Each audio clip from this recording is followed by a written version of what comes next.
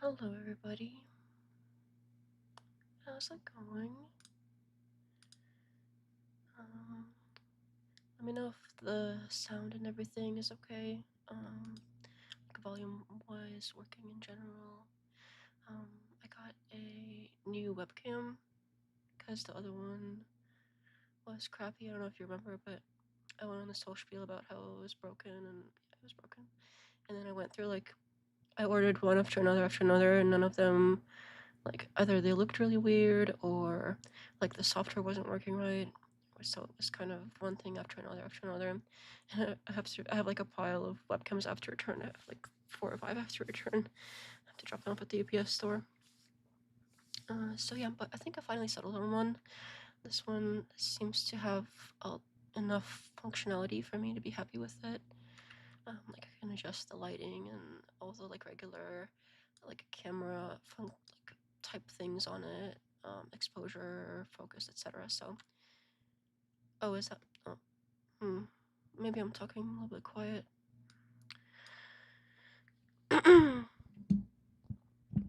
Is that better? Sorry, I don't know why I was whispering. I think I was whispering a little bit. I don't know why I do that. I think I have to kind of force myself to speak at a normal human volume. Hello, Renpro. Is this a little bit better, volume-wise?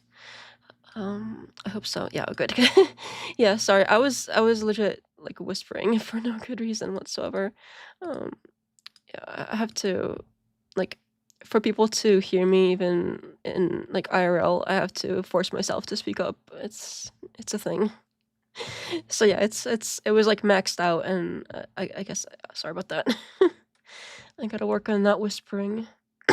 Or I could transition into doing ASMR content instead of since I naturally am really soft-spoken. I think it was I think Kazak was saying something to me on a panel that I should do, that it was ASMR or something because of how quietly I talk. So I think that might be maybe that's a better career path for me since I naturally whisper. ASMR debate analysis. I didn't think about combining the two, but yeah, that actually that's not a bad idea. Not on a regular basis. Sorry, my throat's a little messed up. Not on a regular basis, of course, but I wonder if I could just do a once a month ASMR debate analysis night or something like that. But I would also have to turn down the source volume as well, because otherwise it would be really jarring hearing people yelling at each other and then being like, so over here it appears they're misusing. That would be very not relaxing at all if you have this contrast. So I would have to play with the sound, and yeah, I don't know, maybe I could try it once and see if that's something that anybody actually likes, because I know not a lot of people ASMR is not for a lot of people. Some people love it and some people hate it. So we'll see if there's enough demand for it. Maybe well, I guess all of my streams are late night, but I was gonna say a late night ASMR debate analysis stream so people can fall asleep to it. Oh yeah, that's perfect, Darren Pro, for the here he misuses the word syllogism. Oh, that's weird. I think people get those fluffy dead cats for their microphones when they do ASMR, and it's really cute fluffy things. So I'd have to get one of those probably, because I don't think this is enough for those sort of sounds. But that would be so funny. So today, I'm on this thing where I've been saying a lot, and it's really annoying. And it actually stemmed from, so I was in a work meeting, and this lady, she was saying, on Zoom, of course, because I work from home, and she just kept talking and talking, and every other word she was like, and then blah blah blah blah blah, word, and then I did this, and then and I looked at this, and it was constantly this thing, and like I got so annoyed that I kept, like, repeating, like, every time I expected her to say it, I would, like, say it, not like, like, I muted myself, obviously, I'm not gonna be mean, but, like, I muted myself, and, like, I was, like, following along, and, like, every time I think she's gonna say an, I was like, and I kinda, like, said along with her, because she's like, yeah, I think I'm definitely, guilty of that as well sometimes. I get into these things where I'll start saying a word and I can't stop, like, no matter what I do. See, I just did it. No matter what I do, it won't go away, and I can't help it, and by the time I say it, I realize it, but then it's too late because 'cause I've already said it, and it's this, like, frustrating rolling ball of, like, a tick or something. See, it's happening. Anyway, so ever since I was kind of repeating along with her the ums out of frustration, I think it somehow got stuck in my head or something. And now it's extra bad. Not that I didn't say it before, but it's been extra bad the past like week or so. That's what I get for making fun of somebody. Like I caught the disease. So I apologize for that in advance, for all the like and for all the and for the Justin actually, because those have been stuck too. Like ah, ever since I did a thing about it, I can't stop saying it.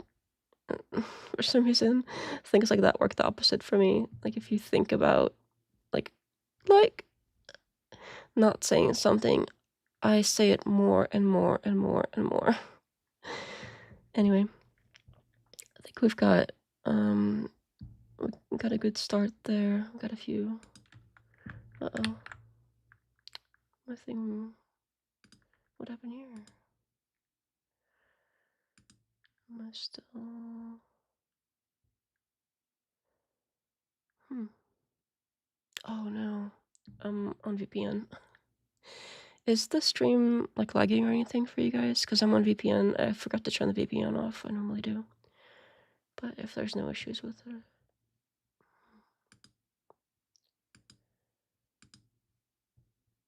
Hmm.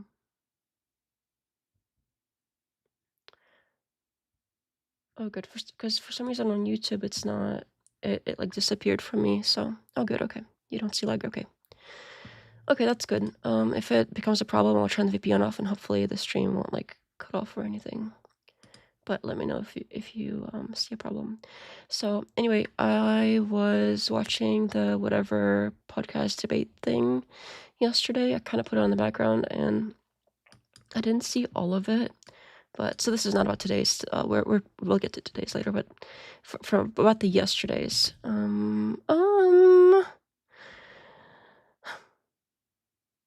I was watching the whatever debate between that Charlie girl and of course Andrew Wilson because he's everywhere. And he was getting into well, they discussed a lot of things I don't even care about. Like they did like a whole long thing on abortion, which I just find so boring. And then they did the whole thing where like Rachel called in later, like she tends to do sometimes, like, oh, like every time did somebody say something about me? Now I gotta call in and berate the woman. And then the other girl that they actually started, berating said really unhinged stuff, obviously, which didn't help her case. Um, so yeah, everybody on that show was sucked. Sorry, they all sucked. The girl that they were debating, that Andrew was debating against, sucked. Andrew, of course, sucks. Brian was he was kind of there. He didn't. He was. I mean, I generally am indifferent towards Brian. I think he kind of he's kind of just he's kind of just there. So I don't really have strong opinion of him one way or another. But then, like, of course, Rachel had to call in, and they had to do this whole like, "Oh, how dare you?" Blah blah blah. So she has to butt in, of course. She tends to. That's not the first time she's done that. I've seen her call into the whatever podcast quite often. Like anytime somebody even remotely brings up her existence, or like, oh, Andrew has a wife, she's like, oh, I gotta call in and berate the women now. She's sometimes even worse than Andrew. And she takes pride in that for some reason. Like, oh, I'm Andrew's the nice one. I'm super mean. Like, yeah, we can tell. You don't have to explain. So let's see here. Anyway, yesterday. Do we need an counter too? Yeah, maybe we need like a whole list of counters on the side where basically a robot that repeats words nonstop. So then there were a bunch of other topics they covered, but I was kind of half paying attention through most of it because there were all these boring parts, and then I was busy. Anyway, some of the parts where I actually did happen to listen in, and I was like, what the hell is going on here? Um, um, no, I can't stop. I recorded one of them, like a segment, so I guess I could just play it on YouTube, but I don't know what the timestamp would be because I recorded it. I should have just taken the timestamp down. That would have made this easier. I don't know why I didn't do that. I think because I wanted to. Oh, yeah, I think I'm. So I think they say some like naughty things that YouTube doesn't like. So I was gonna go in and silence those parts, but I forgot to go in and mute those parts. So I think we'll have to hope it's nothing too bad because I forgot exactly what it was. And also, I'm not gonna play the whole thing because I was gonna silence those parts, and since like I didn't get a chance to, I'm only gonna play like the bit that I wanna really discuss and see if I'm like crazy here or what. But the other bits, maybe I will do like a short video on it or something, because they get basically there's so what happened there is they got into discrimination, and basically Andrew was like, well, people and businesses should be able to discriminate on the basis of gender or race or whatever. Like if they want to not hire Black people, that should be totally fine, according to him. And on one hand, like I'm pretty libertarian leaning, so I tend to agree. I think the market should sort it out. Like if a business doesn't want to, like if a business wants to be racist for no reason, I think the market should sort that out, and they should publicize, like if that's the case, it should be publicized and people should stop going there. I think generally that would happen. Like I think the problem would naturally sort itself out. So I don't think we need those laws, for instance, but we have them, and that's not a hill that I would die on. Like I'm not gonna like debate one way or another against it. It's kind of like on my priority list of things I care about, like not even on the list. But he was going pretty hard against this whole like, oh, we need to be able to discriminate, and he wasn't even saying it. He wasn't even bringing up the fact that, oh well, the market will sort itself out, as in like it's wrong to do that, but the market will sort itself out.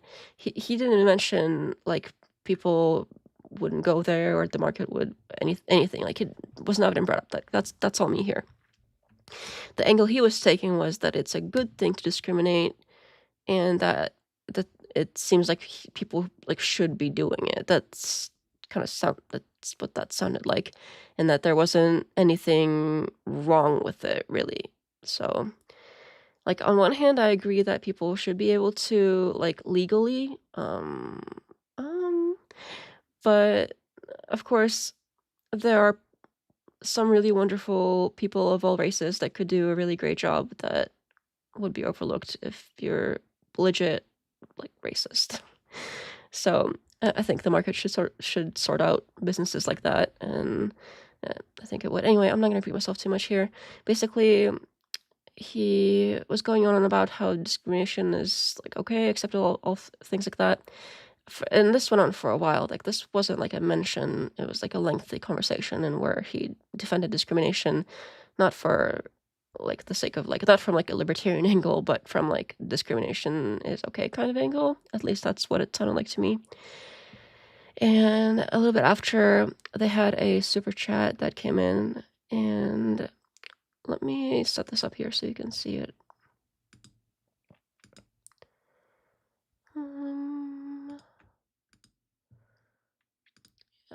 open in my video editor, so hopefully this works okay. What is it called? There it is. Okay. And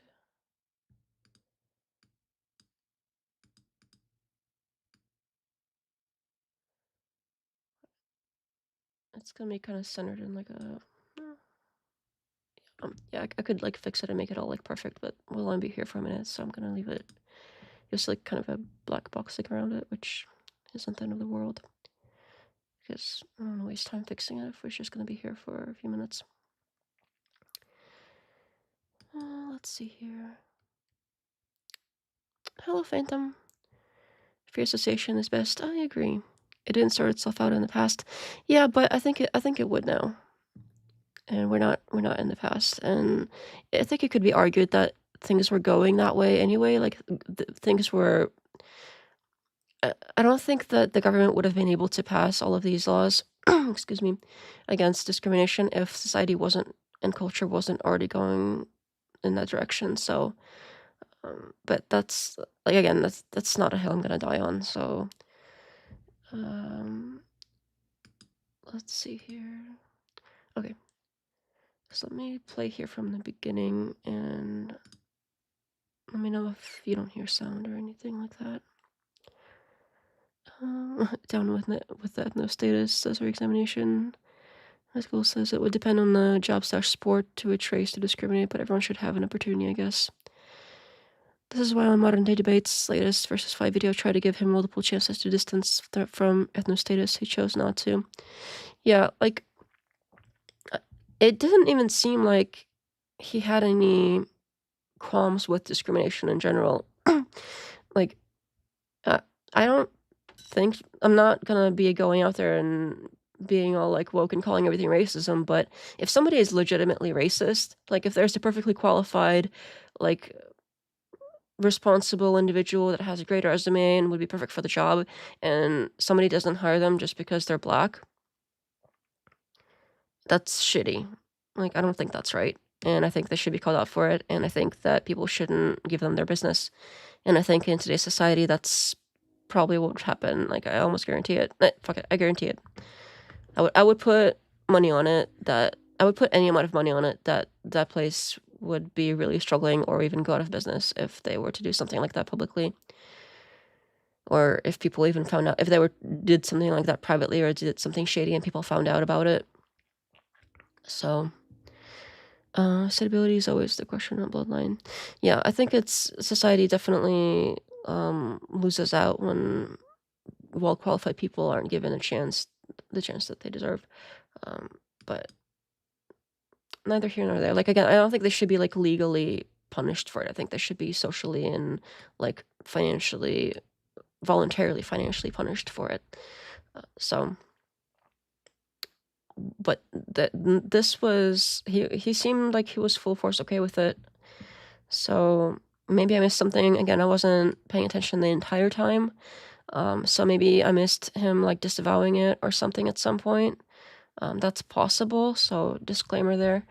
But I personally did not hear him say anything about it. And this was a pretty lengthy conversation, which he seemed to be okay with it. So and sorry, sometimes I do this thing where I like, well, I wonder if this might help actually. Oh, yeah, there we go.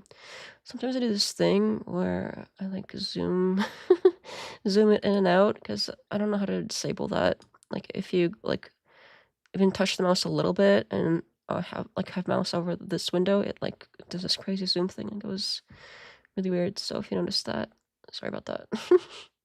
I'll try to be careful. So yeah, they get this super chat and it's referencing back to their conversation. Because I'm gonna cry. So let me just go ahead and play it. By Andrew's logic, does he want to roll back the civil rights movement protections against discrimination? Plus, discrimination is against Christian ethics. There are verses in Scripture that condemn it. Yeah, so that's great. Are we supposed to legislate that into law, though? Are we supposed to legislate it into law, or is the whole point of following Christian ethics that you're doing it of your own volition. So I don't see any problem. Like, people discriminate against each other all the time for all sorts of reasons that make a lot of sense. Like, just a lot of times discrimination makes a lot of sense, and people always pretend that it doesn't, but it does. For instance, organizations that don't want to hire women, I completely fucking understand why they don't want to. I totally get it. Women cause all sorts of problems in a workplace. They have to now deal with, coworkers potentially having sex, or all sorts of allegations that wouldn't normally happen in intersexual dynamics that now are being brought into the workplace. I totally understand why men wouldn't want to hire women. This seems. Anyway. Yep. So. Captain Cabbage says, I guess Andrew is going to be debating this guy Richard Carrier next week at DebateCon, possibly his toughest debate opponent to date. Fingers crossed for his slaughter. I do not know who that is, but let me make note. Does he have other debate content? Do you know the topic, by the way? Or do you happen to know the topic? By the way, nice to see you, Captain Cabbage. I think I saw you in the comments, maybe? Your name looks familiar. Make note.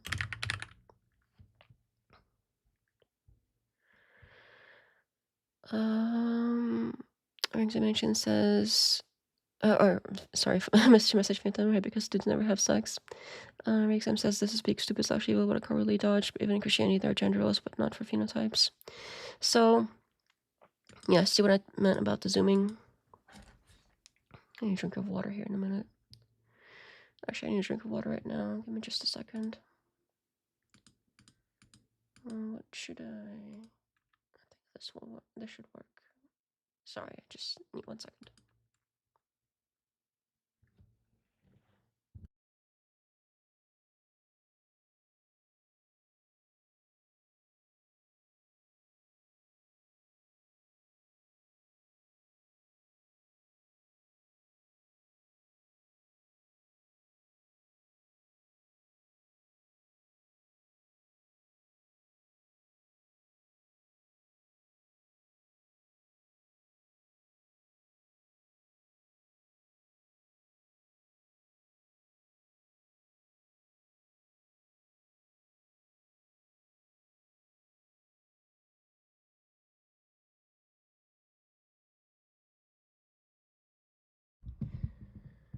Sorry about that.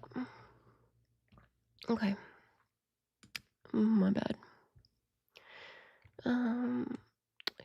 Captain Cabbage says, good to be here. I found your channel after your last video. Told tons of people to scope it out. Oh, thank you so much. I think the topic is Christian nationalism versus secular humanism. Oh, that would be interesting. That would be interesting. I'd love to see that. I think they're doing like a live stream of it, but you need to be a channel member, so I think I'm gonna buy a membership, and I wonder if I could do like a live react to it or something. Of course, I'm not gonna play it straight through, and it'd be a lot of pausing and a lot of my commentary, so I don't like steal their copyright or whatever. But I might be doing something like that. We'll see.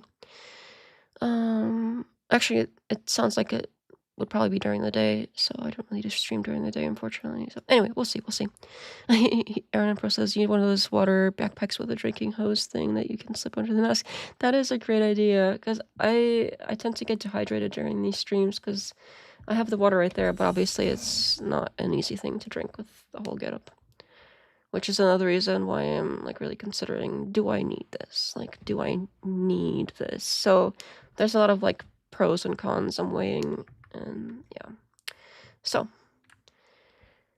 that would make her a Fremen. Oh man. That movie was so slow, dude. So slow. And like visually good, but story was it's okay. It was okay, I guess. Yeah, so what he says here, the reason, like the discrimination thing, that's one thing, that's icky enough. But what he says here, like, let me go back. Yeah, the right at the beginning. Play it again. So that's great. Are we supposed to legislate that into law, though? Are we supposed to legislate it into law, or is the whole point of following Christian ethics that you're doing it of your own volition. See, that's interesting because here he's like, well, when he's being called out on it and he has to defend himself, he's like, well, isn't the point of Christian ethics that you do it on your own volition? That's interesting, and that's actually true. And that's something I even brought up in one of my previous videos where I criticized him, obviously, because he wants to. He has many different debates and videos and all kinds of content with the whole Christian nationalism thing where he thinks that Christian ethics should be encoded into law. Like, so am I crazy or is this completely the opposite thing of what he normally says?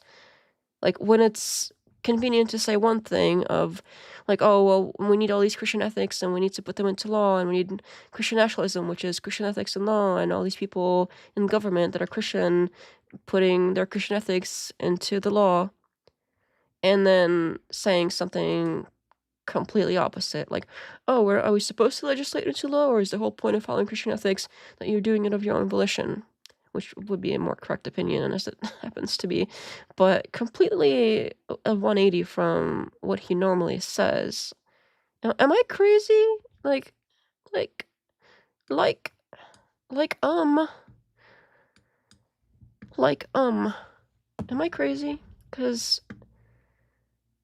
when I heard that, I was flabbergasted. like,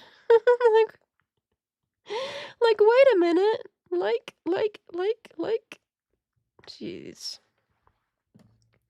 Dune was a great book series. I believe that that happens a lot with movies and, or rather books and movies, right? Movies based upon the book.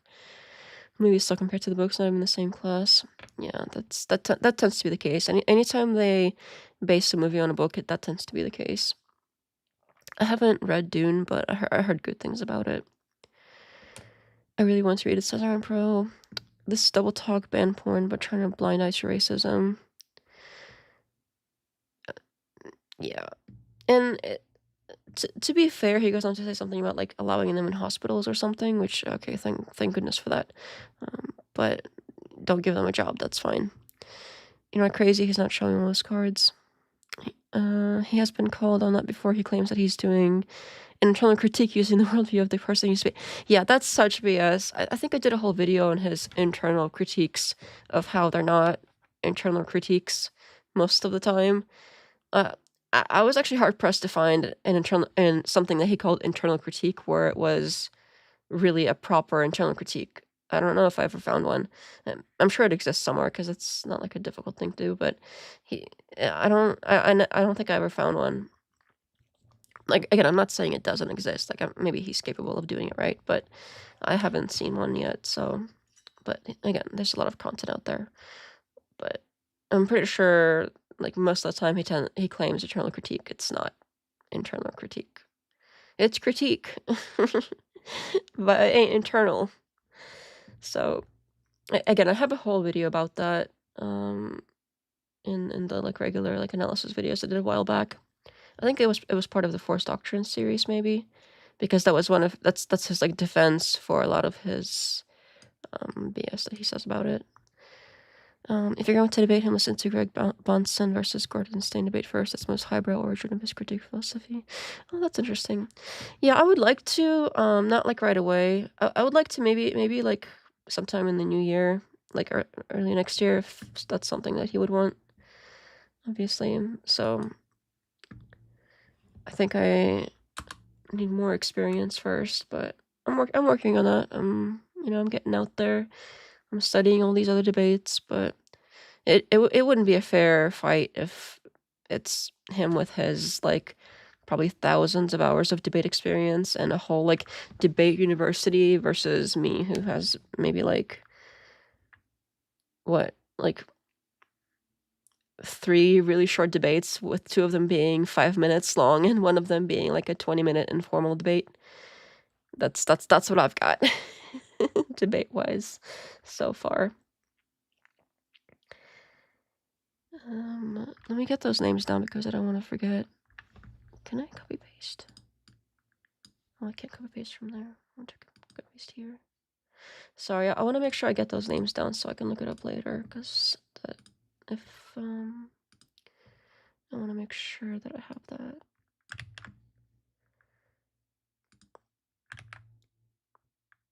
Okay.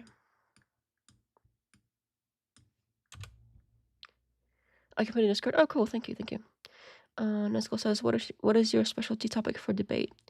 Like I said, I haven't really debated at all, but so far I've made all of these analysis videos of force doctrine, so that's been kind of my thing. And I would like to make another analysis video of force doctrine because I have a lot of rebuttals to it that I think could be better organized, and some that I haven't put into videos before.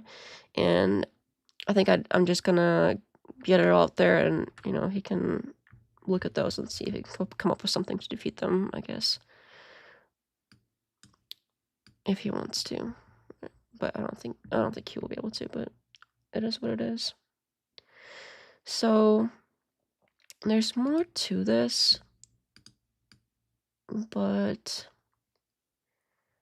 because they go on about discrimination for a while, but it moves into colonialism, and there were other things I had to say about the colonialism stuff, but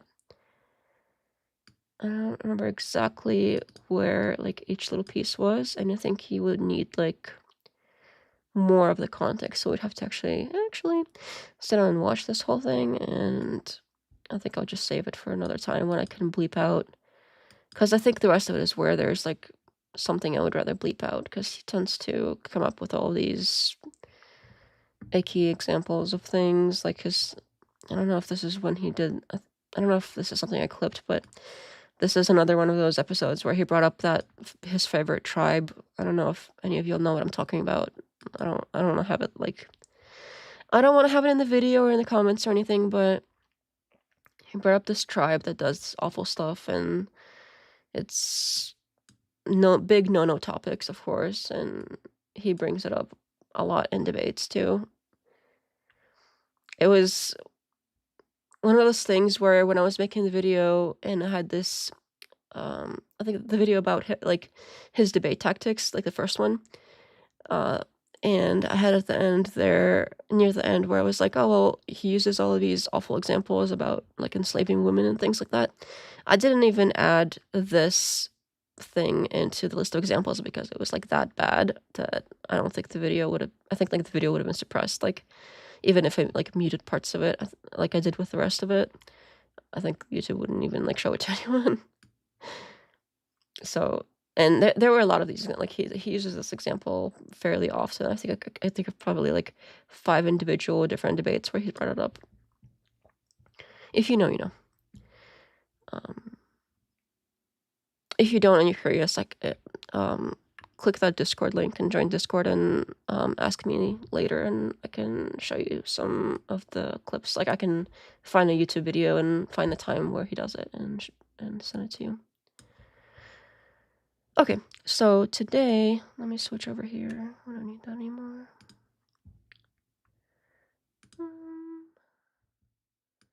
Switch over here for a second. Quit out of here.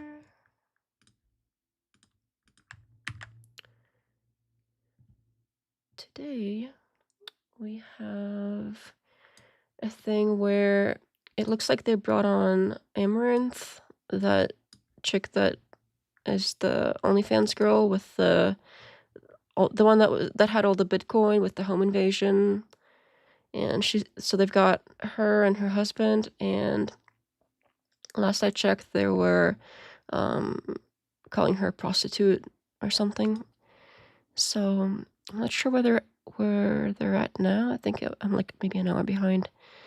So we can watch it together and see how it goes. It's supposed to be Andrew Wilson debates Amaranth, but so far it's been sort of like, maybe that's just the beginning, just where it seemed like a normal episode, like just like any other one where they have a panel of women and they're berating them. So that's what I've seen so far, but based on the title, it seems like they're supposed to also have a debate in the middle of all this panel thing they're doing. So yeah, the Pioneer game, yeah, that one. Aaron Pro knows what's up. So yeah, we can do that. And if it starts to get really lame or something, we can switch off to another. There were other debates that happened. For some reason, all of them happened like yesterday and the day before the thing too. There were so many debates going on the past like 2 days, so there's plenty of things to switch over to if it gets lame. So let me get this set up here. Let's do this one. Pull up YouTube here. And so look, that's a little zoomed in. Okay, make it smaller.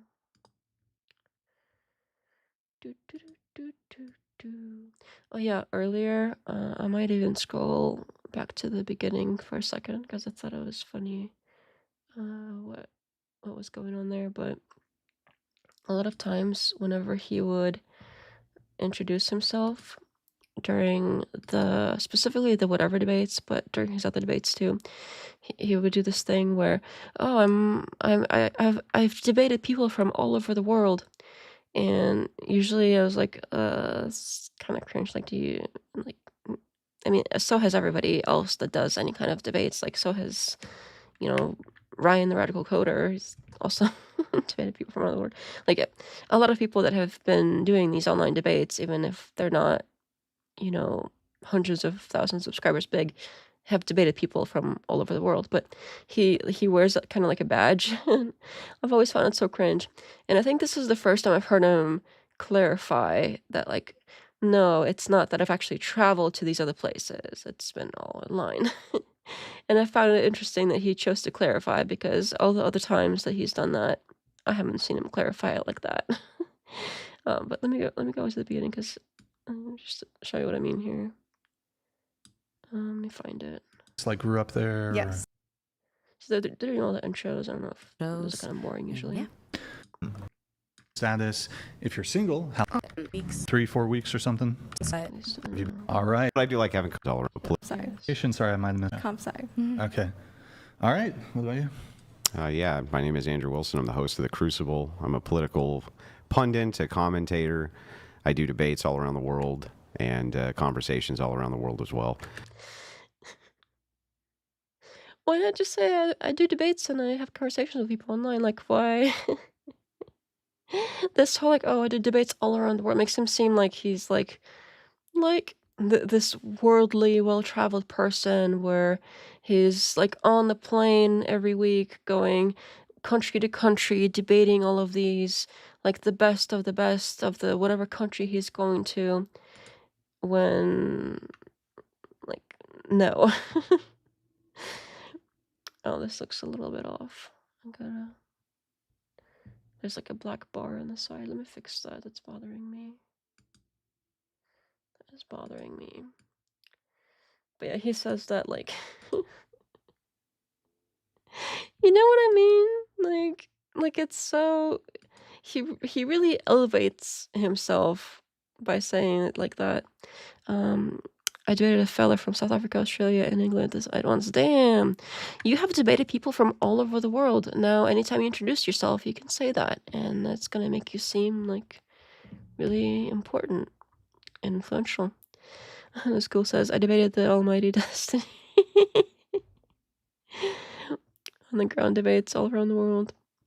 Debates and conversations. A real renaissance man. Yeah. And conversations, too. And this is where he clarifies, too, because I found this so funny, because he has never clarified like this before.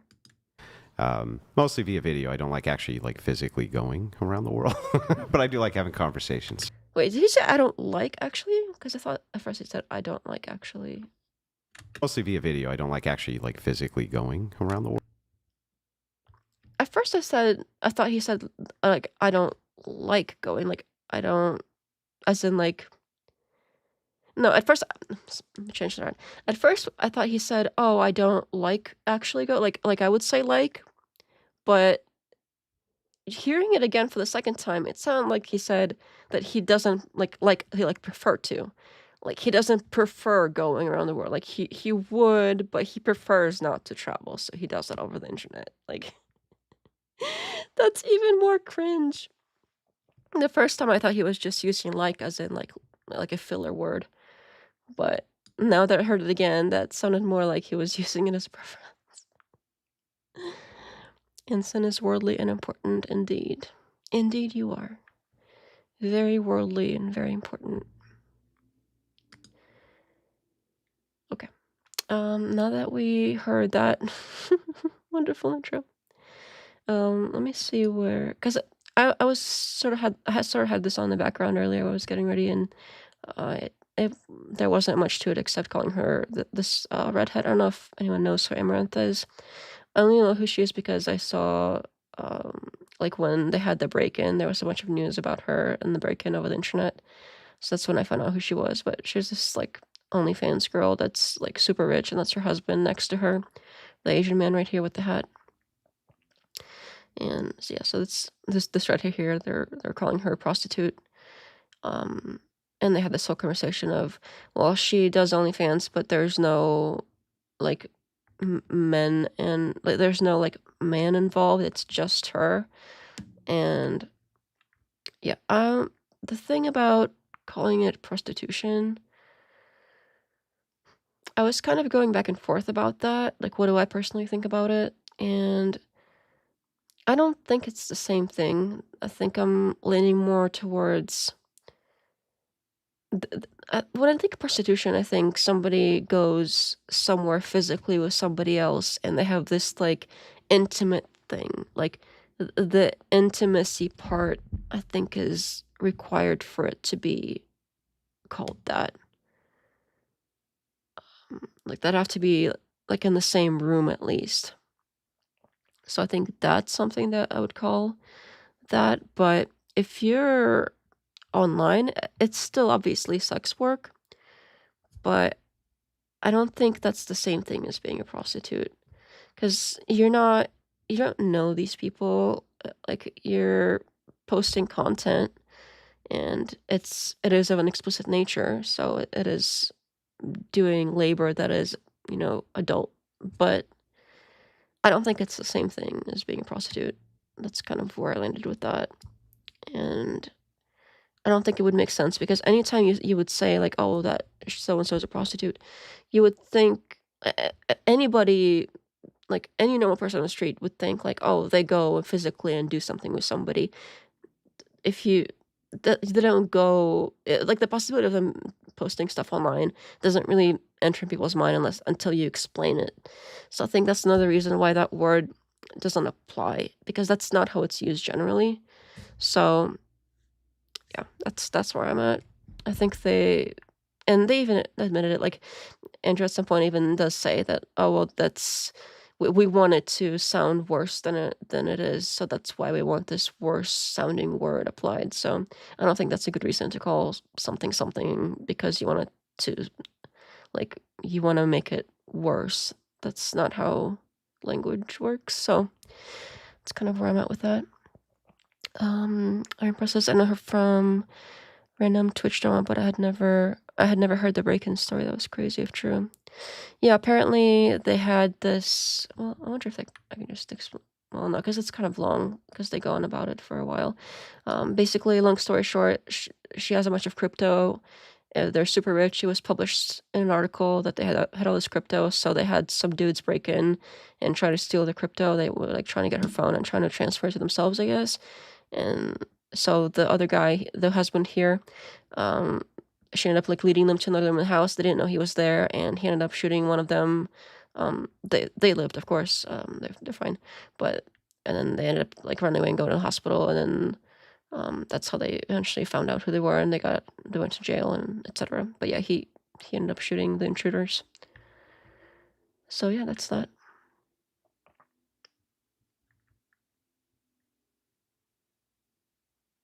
Oh, call Olaf the word and call. Yeah, call racial discrimination a big deal. Yeah, it seems like it's flipping the severity of things around all over the place. Let me see, how far back do we want to go? I'll try to skip around first and see if we can settle somewhere. Like, it's like the same kind of question if you were to ask me, like someone with psychosis. And I do it too, so I can't even say shit. Accidentally kill someone else in a psychotic episode. Like, I don't fully disagree with your use of the term prostitution, but I think the reason why I would be more partial to using the term sex work is. Yeah, I think the sex work thing is appropriate, but I think I basically explained all that, so we can skip past it. Sleeps around by choice, I guess. You know what I mean? Yeah, they stay on that for a while. So Charlie Kirk. Exchange for money. She's prostituting. You lose more by trying to put them all in a category versus just saying what they are. Like even adding an E in front of it, if you wanted to say e-prostitution, that's way more descriptive and granular. Like I know exactly what you're trying to say, right? Where you say prostitution, I have to think wait, okay. I agree in a sense, and the last thing I'll say on it, Brian, I would just say that I would put this definition under the idea of it's all prostitution, and then within the confines of that, there's e-prostitution, there's escorting, there's stripping, there's this, and I do think that captures the idea fairly well. Yeah, I don't think so. I think I'm kind of on Amaranth's side here, where she said it's all sex work, and under that umbrella, there is prostitution, and there's all these other things. So the online stuff, yeah, I think that makes more sense because there's a more general term, and then I think prostitution is the more specific term. If I'm that. Good thing my channel is too small to get to do monetization, right? Chick's a prostitute, right?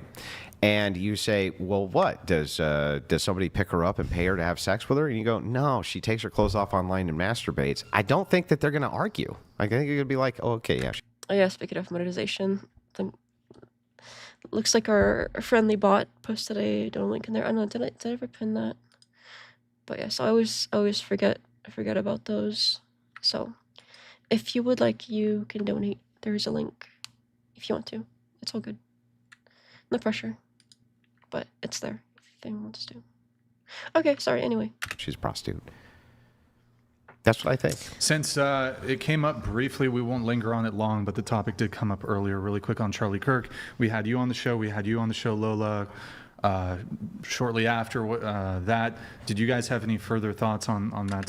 By the way, is the sound okay? Let me know if I need to fix the sound. Topic. If anything is too quiet, if the source is too quiet, if the video is too quiet, or if I'm too quiet, or anything is too loud, just let me know. Christian here, it's all immoral, but actually doing the deed is worse than seeing it. Yeah, it's true. OF is worse than prostitution. It has much lower barrier to entry, some pun intended. I don't think so. I think taking photos is one thing, and then actually going and being in the physical situation with somebody who is dangerous and contracting the STDs potentially, or getting physically hurt, all of those things, I think that's clearly worse. But I see your point that it's easier to do one thing, but that doesn't make it worse. But I think worse is subjective, so I agree to disagree, I suppose. I'm comparing the actions rather than the availability. Yeah. But is there much exploitation than physical prostitution?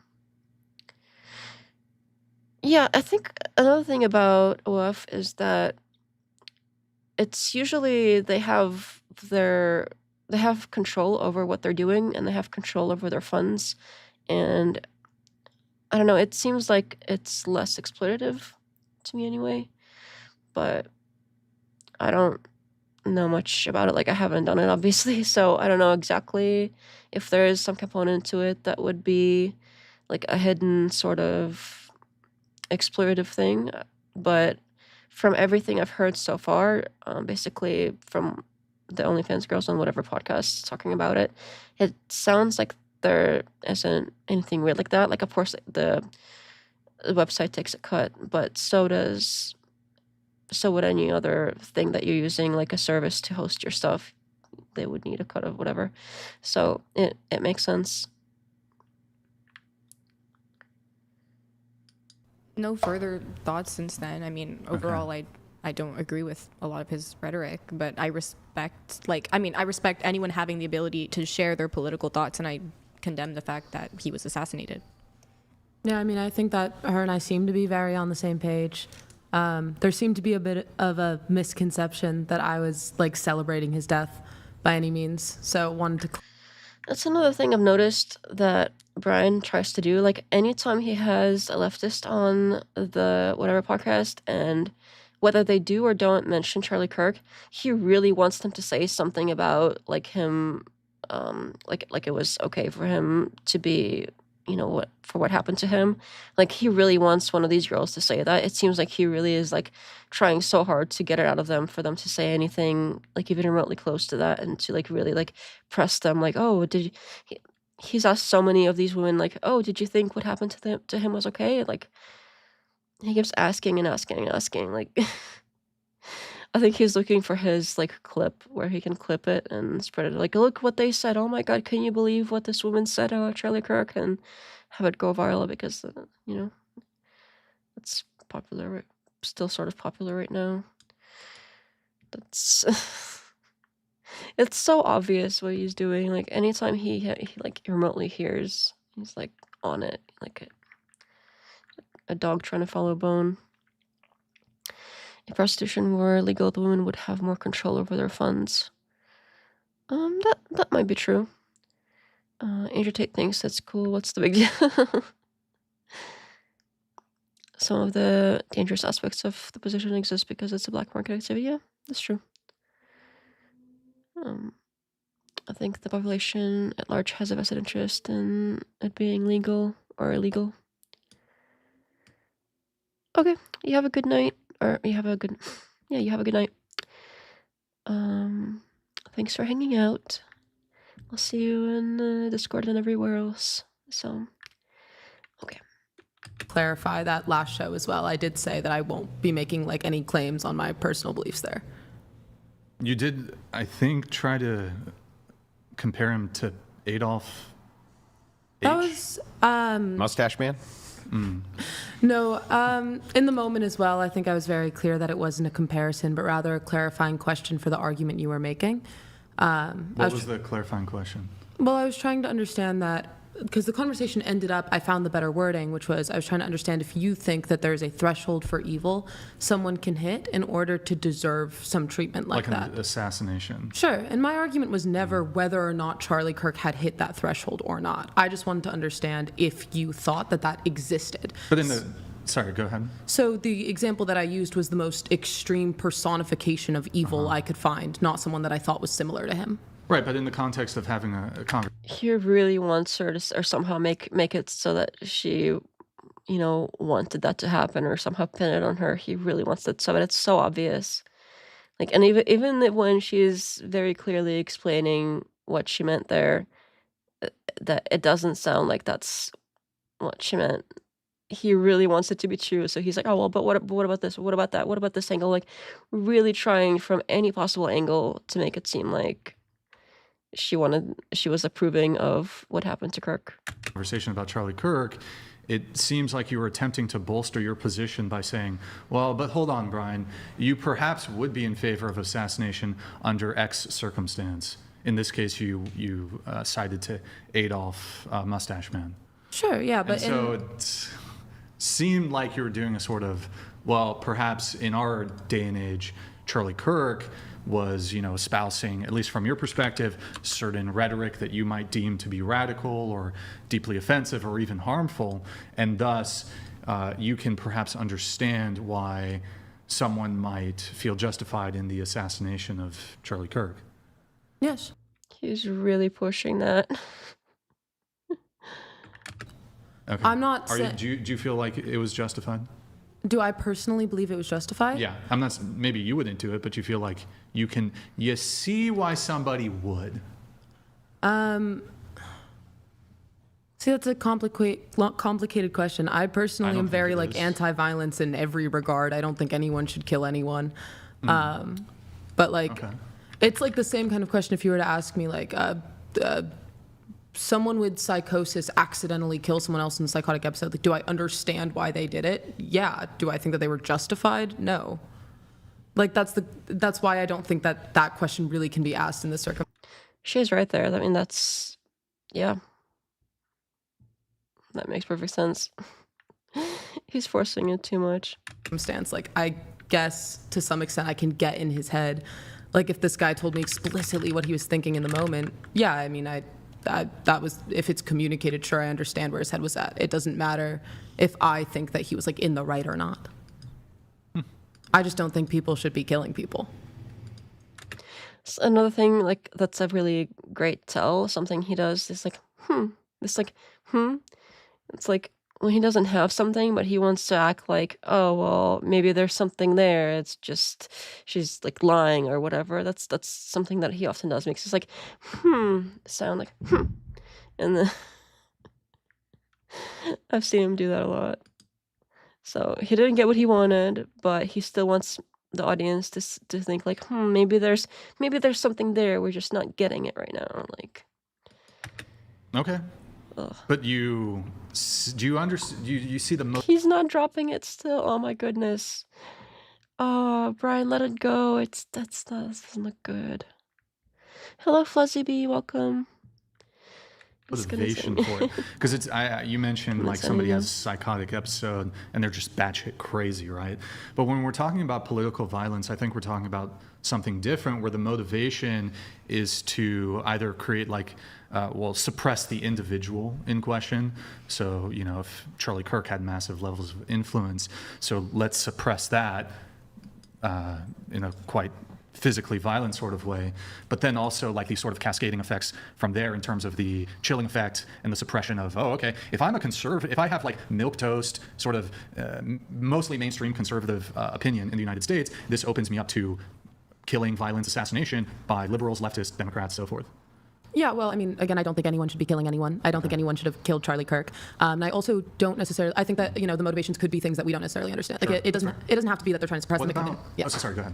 I was going to give different examples, but I think we're on the same page. Okay, and just then, what about? I get I don't think they're on the same page. that you think, hey, killing bad, violence bad. What about the rejoicing though? Of course, some people might say, okay, the violence is terrible, but He's still not dropping it.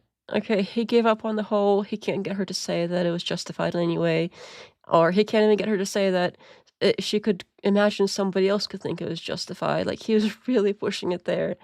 He's like, finally, okay, I can't get her to say that. Well, what about rejoicing? Let's do that. Can we at least get you to say that rejoicing was acceptable? Can we at least get that thing? Can we just give me something here? I really want to pin this Charlie Kirk thing on somebody.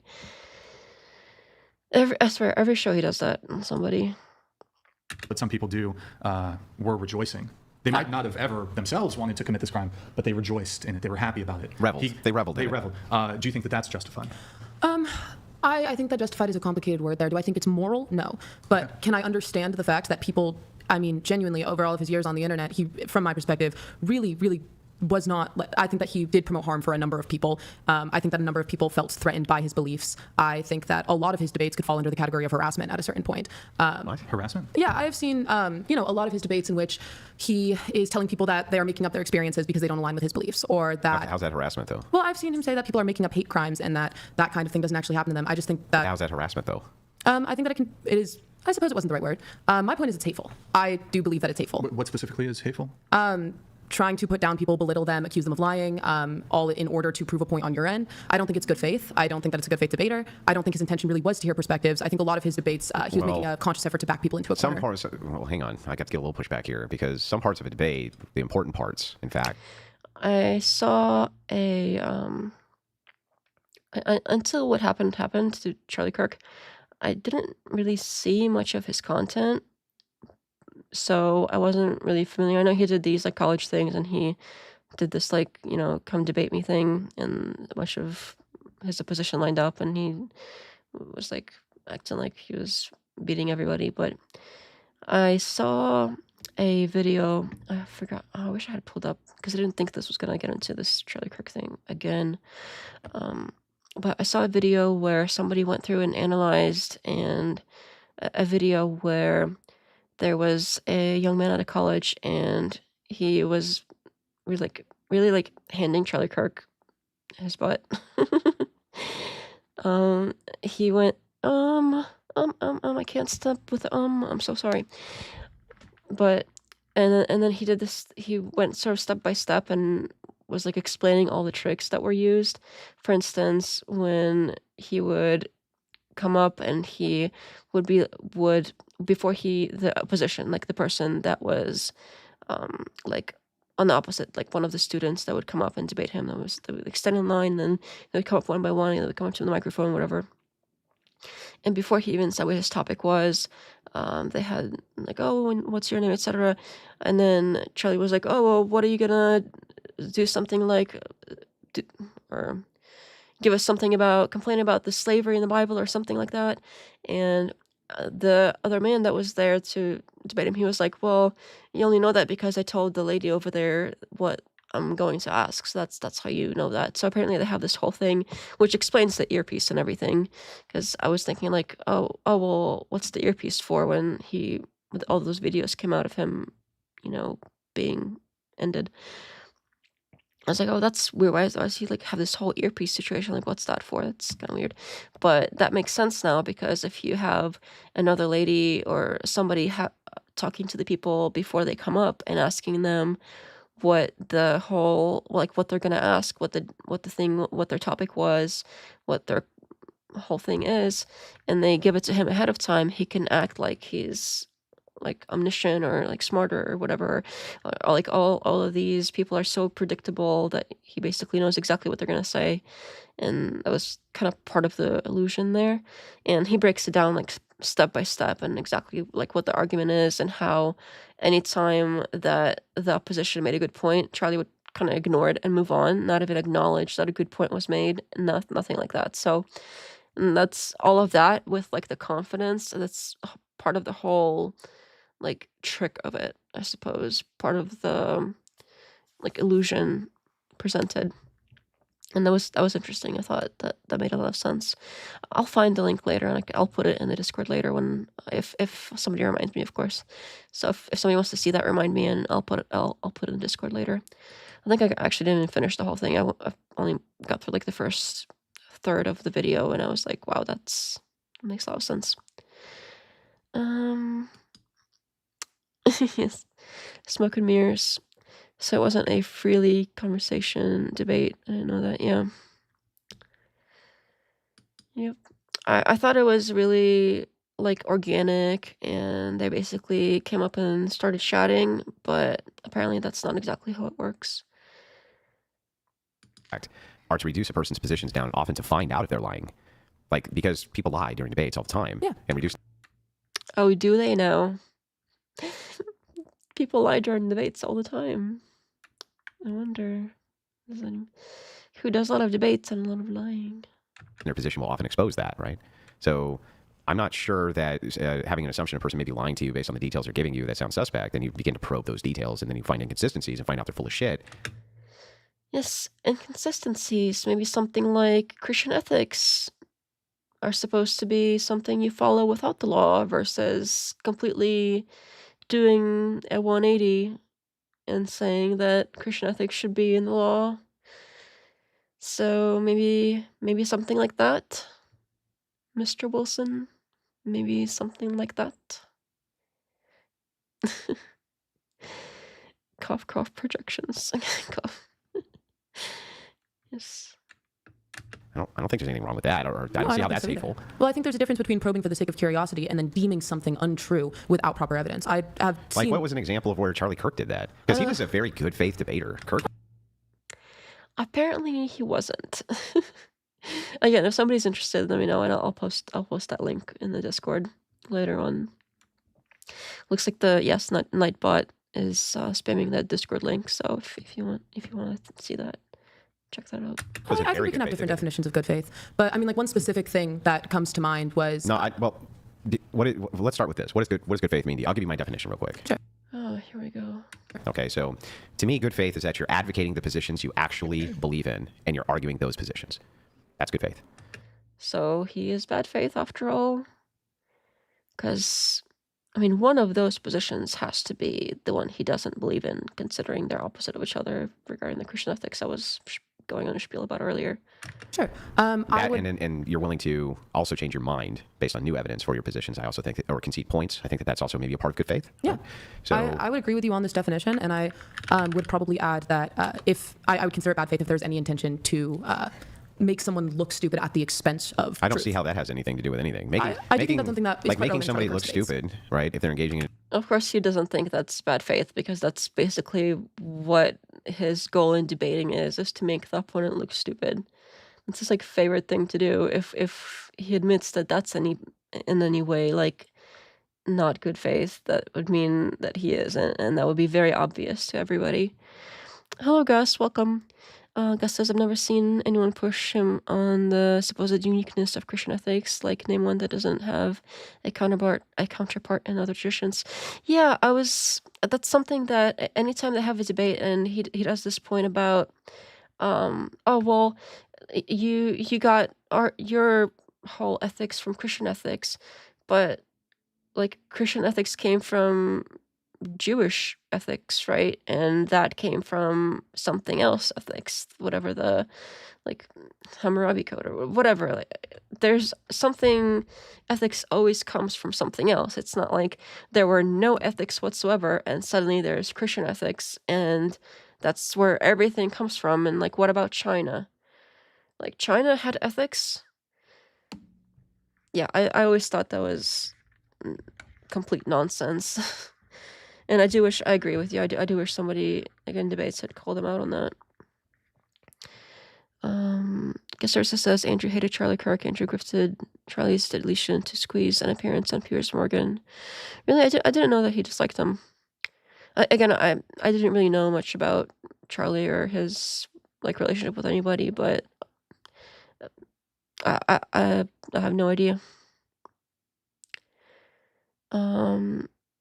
Captain Cabbage says, and those ethics sure changed a lot from the Old to New Testament. Yeah, that too.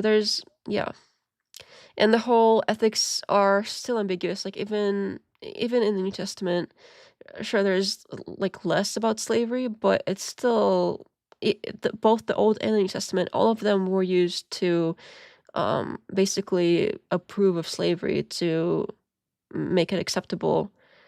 So at the same time later, when people culturally moved away from slavery being okay, they started using the Bible to go against slavery, but the stuff they used is like the more vague, while the stuff that was pro-slavery was much more clear. So it seems like whatever you want the ethics to be, you can find something in the Bible that will sort of prove you right or back you up on those ethics. So yeah, Christian ethics to begin with, I don't see it as like a singular thing. I think it could be any number of things, and you can find something in the Bible that justifies your position.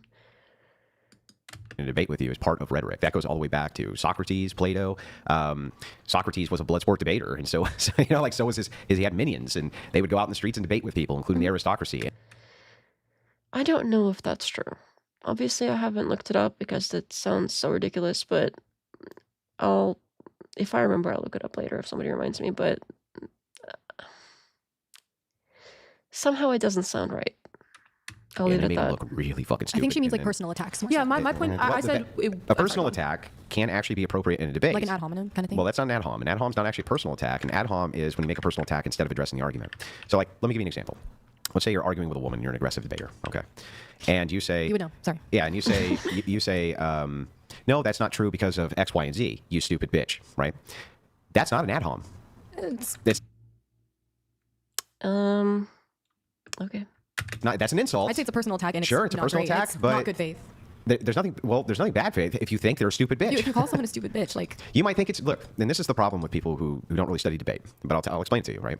It is in fact the case that an ad hom is only when you're not addressing the argument and are deferring instead to a personal attack. So if I were to say, shut up, you stupid bitch, I don't care, that's a fucking ad hom, right? But if I said... I think you could still have both an argument and an ad hom. I don't think adding in an argument makes the ad hom not an ad hom. I'm gonna have to confirm that, but that seems off to me. No, you're wrong because... It's poisoning the well. Yeah. Yeah, that makes more sense too. Oh no. Definitely, I think you just was an employee message. Oh no, did it really not? Uh-oh. That's not good. It should be working. I wonder if maybe I talked over it or something. Oh, I'm so sorry, that's not good. Hmm.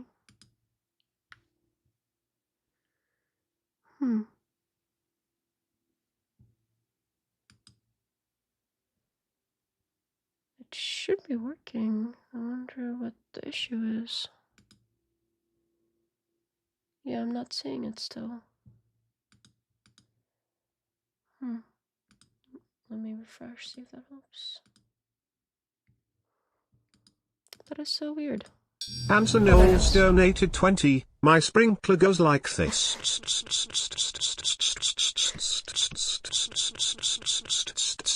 And comes back like.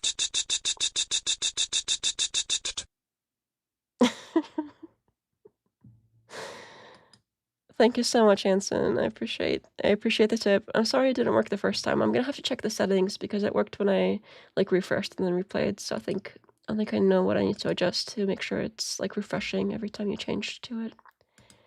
I think that's gonna fix it for next stream. But yeah, sorry about that. Thanks for pointing it out. And again, thanks for the tip and your creative message. Thank you. Yeah, poison in your wall sounds more accurate here. I think you're right, Burnham. And welcome, by the way. Iron Pro says Anson is definitely front. I don't get it. Front or versus back? He's definitely not back. Wait, what? I'm confused. Moving on. Thank you again. Because actually what's going on is A, B, C, and D, and this refutes your argument, you stupid bitch. That's not an ad hom. That's actually just part of rhetoric. That's the distinction between a classic fallacious move, which is an ad hominem, and a non-fallacious move, which is personal insults are part of rhetoric. So, I mean, I still believe political discourse should be conducted with some level of maturity. Totally understand. And that's look, that's reasonable. It's reasonable for you to say, I want parameters around debate and things like that. I'm just letting you know that in the future, you could use that to your advantage. You could tell someone, hey, X, Y, Z, blah, blah, blah, refute your argument, you dick. You haven't actually done an ad hom. You just don't like the concept of like respect that much, which is fine. Wait, hold on. Andrew's, What did I do that was disrespectful to you? Okay. And why does he have to qualify to you? I mean, when I just say what did I do that was disrespectful? Because of course he has to qualify to you. That's a little trick right there you can use anytime you want to be disrespectful and then weasel out of it. I didn't say you did anything disrespectful to me. You're like, oh, like, disrespectful jokes are totally cool. Like, oh, disrespect during a political debate. Well, respect totally is cool. earned. It's not something that's given. It's earned. And the thing is I think that I have to earn it from people as much as they have to earn it. I disagree to a point on respect. I think there's a certain like baseline level of respect that all people deserve until they prove otherwise, of course. And then beyond that, there's like a higher level of respect that somebody can earn. So somebody can go from like a baseline level of like everybody gets this level of respect to like you get like extra respect. Like, oh, I really respect like what you do in like a like higher level way. You know what I mean? Like, oh, I really like respect that's like a really noble profession or whatever, versus like, oh, I respect you as a human being, and I like of course somebody that doesn't believe in rights would say that people don't deserve respect. Like that makes perfect sense. But what I would say is like, oh, I respect that everybody has, you know, human rights and that they deserve a certain level of, I don't know what a synonym for respect is, but I can just say respect again. Like when you're communicating with them, and unless they have proven to be a dick, then I think it's fine for them to like lose that level of respect. But that's just my 2 cents. Just my 2 cents there. Guest services says, at home or not, don't start name calling if you can't handle when people do it back to you. Andrew's the biggest cryballer. Yeah, I'd rather him not start at all, but yeah. Gus says the way these guys hide behind the tone policing fallacy shows if it's a license for infinite rudeness has yet to be fully called out. Yeah, that's absolutely, and that's another thing that I've seen, and not just myself, but other people that call them out on being immature little assholes, basically. They're like, "Oh, you tone policing." Well, tone. I think there was a comment. I get these kind of comments a lot, and I think there was one that I at some point did reply to in one of my YouTube comments that like tone has value. Tone isn't nothing. Tone is part of communication. Tone on its own communicates a lot. We're not robots. We're human beings, so tone is important to how we communicate. The tone that you use, it adds. It's like adding words and it's adding meaning to what you're saying. So if we were, I think even AI understands tone. So if like ChatGPT can understand tone and how it's important, humans that are built to communicate with tone and how it's adding meaning, yeah, absolutely. It's true that if you are weaving the argument and insult together, that isn't technically an ad hom. It's just noise to manipulate and shows weakness in dangerous position as bad faith debating. Yeah, that makes sense. I think it's still. I don't know. I'm gonna have to look into it because, like, instinctively, I want to say it's still ad hom. You're just also including like here's an argument and here's an ad hom together. Even though like normally an ad hom is used like in place of an argument, so yeah, I'm gonna have to check the definitions and if like it's there's like an alternative definition for it. Maybe I don't know, but yeah, I agree that normally it's like in place of, but together with it's something. I think poison in a well is another interesting one. Like, oh well, this person is like a stupid bee or whatever. That's kind of like putting them down before with yeah. That could be it. It still feels not quite. I don't know. I'm not sure exactly what it is, but I agree it's bad faith. And a masculine man should also know that you can disregard. Oh, sorry. Yeah, I should have read the second one first. My bad. Your argument is stupid, and you're stupid for making it because if X, Y, and Z is not an ad hom, it's bad faith if. Yeah, that makes sense. For me, and I'm just trying to be completely open and honest with you in this conversation about what it is that I think and why it is that. But the example he gave was more like, oh, here's an argument, and also you're a stupid B. So that was a little bit more disconnected, as if like that should have been like two arguments, but instead of two arguments, there was like an argument and an ad hom. But I don't know, and that's nitpicking at this point, so I'm gonna leave it alone. That I think those things. So what about that is disrespectful, No, that's not disrespectful. or even advocating? If you had called me like a stupid bitch at some point in this conversation so far, then I would find that disrespectful. But he was making a distinction. Yeah, about no, what's- I wasn't calling you anything. No, I'm not saying you. Andrew wasn't making an advocation to call people a stupid bitch. No, I was He just giving saying- an example. He was saying if he did, that it wouldn't be the example he gave where he said, well, here's my argument XYZ, you stupid, biatch. Yeah, whatever. oftentimes people will. I wouldn't call that super good faith. That's all. No, but he's not making an advocation that he would do that. He would say stupid bitch. He's saying if He does do that, so I don't know, Brian, why you're trying to like defend him there, because he does that constantly. he did, it wouldn't be an ad hom. Okay, okay. As long as you. Yeah, it just distinguishes between the idea of rhetoric, which rhetoric is anything which is convincing. It's not logical argumentation. I just think someone who operates in good faith doesn't use that sort of language. Well, good faith, bad faith is not part of debate discourse at all, actually. That's a term that we like to use and throw around for people who are usually just saying shit we disagree with. Honestly, it doesn't mean much. Somebody that is bad faith would say that.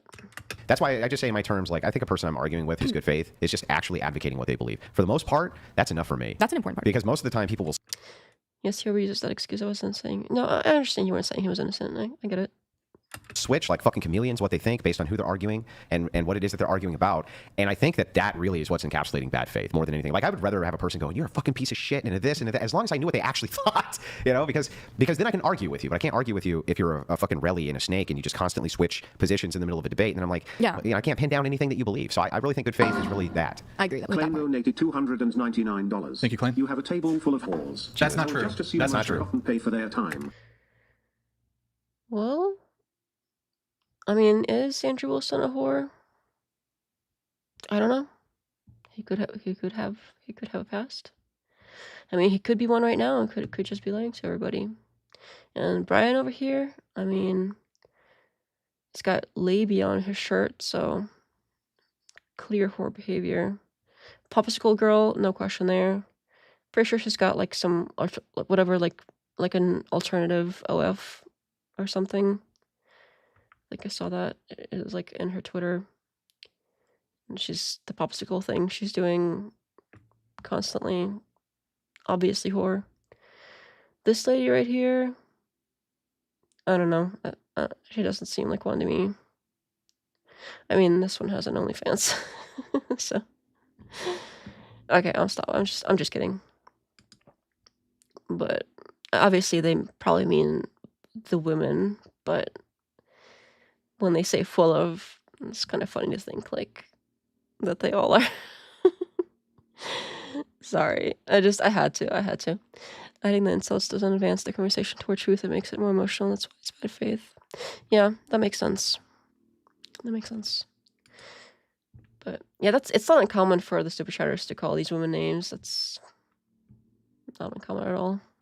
How much does Cuban Bruce Lee make? I don't know. I think if I had like a podcast where I had guests on and a super chat came in that called them names like that, I would think it was disrespectful and wouldn't show it. I'd probably have like rules against being like I would allow criticism, but I would say like if you're pretty much straight up name calling, like if I have guests on, it's not being hospitable to allow them to be name called like that. Like, you know what I mean? It's icky. I find it icky. Oh my God. The girl he pretends to care about. Okay, you gotta admit, Cuban Bruce Lee's fucking funny. That's I pretty love that funny. stuff. It never crosses the line for me, yeah. Isn't there only like one person who does OnlyFans here? It's a fucking Cuban Bruce Lee's the funniest shit ever. That was good. Yeah, I do enjoy a good Cuban cigar. You see how mean men are to each other all the time? That's Can't help perfectly it. fine. Like, I wouldn't even be upset with that guy if he said to my face. Yeah, it's just funny. But Clayton, I mean, I don't know if there was consensus on the exact definition of whore, but I'm actually not sure if any of the women here meet the whore definition. So, I don't, Not legally, right? something like that. Well, moving off of that, going to show notes, some of your show notes that you provided. You wanted to hear you wanted to hear about Andrew's philosophy against feminism. Maybe that goes into like forced doctrine stuff. Oh yeah, I want to hear about that in particular. Oh no, I'm just not like feminism. I'm infected with the woke virus, so I need She's to be infected enlightened. with the woke virus. You're not gonna like it. I need to be enlightened, Andrew. Please help me out. Yeah. So, well, let's just start with. Can I tell you what I think feminism is? Can you tell me about forced doctrine first, or would you? I think I need to let's do caveat. feminism I think I need to first. caveat it with what I think feminism is. I think feminism is an Why? egalitarian movement which is designed to dismantle patriarchy. Okay. Well, this is gonna be a long, annoying one. I already see it. Let me catch up here. Andrew doesn't get to insult people and then tell them how they're supposed to react to it. Yeah, that's another common one. That's what I think So feminism like is. equal rights kind of thing. No, 'Cause I would call- egalitarian would match the equal rights, but you're missing the dismantling patriarchy aspect. I think that feminism has a stated goal of dismantling patriarchal systems because it uses a lens of an oppressor-oppressed class. And if you're an oppressed class, who are you oppressed by? Well, in the case of all women being oppressed, who else could they be oppressed by except men? And men are the patriarchy. I mean, when I think about like feminism Women are not oppressed. and look at today's world, I don't think men are oppressing women, and that the system we live in, especially like legally, Yeah. is patriarchal. I think there's people with patriarchal ideals. Then why do we in need society. feminism for? Well, I mean, when I think of feminism, I just think of like encouraging women to pursue what they want to pursue, whether that's like in a professional space, So why in a would we need domestic space. so why do we need feminism then? Because there's a lot of women who maybe feel like they can't, like they So like they who's shouldn't do a certain thing. and who's the oppressor here? Who's oppressing them into I'm believing not saying that? anyone's the oppressor. So then feminism to you is just an advocation that women should just do what they want? Yeah, kind That's of. it? Yeah, I mean, I think there's like feminists who say like, oh, we live in such a patriarchy and we're so oppressed, and then there's feminists who say like, who just support women just like pursuing their goals, reaching their fullest potential, and being. But you don't successful believe in women life. should strive for all goals, right? Like, Well- you can have bad goals that women shouldn't pursue. You would agree with that. I mean, when it comes to like me evaluating other people's goals, pursue whatever goal you want to pursue, so long as you're not caught. Anyone can have bad goals that they shouldn't pursue. That's not unique to women. Like, what's the point of? What's even the point of that statement / question? That's applies to everybody. Like, Causing active harm to anyone. Okay, so you have an active harm principle. So the active harm principle is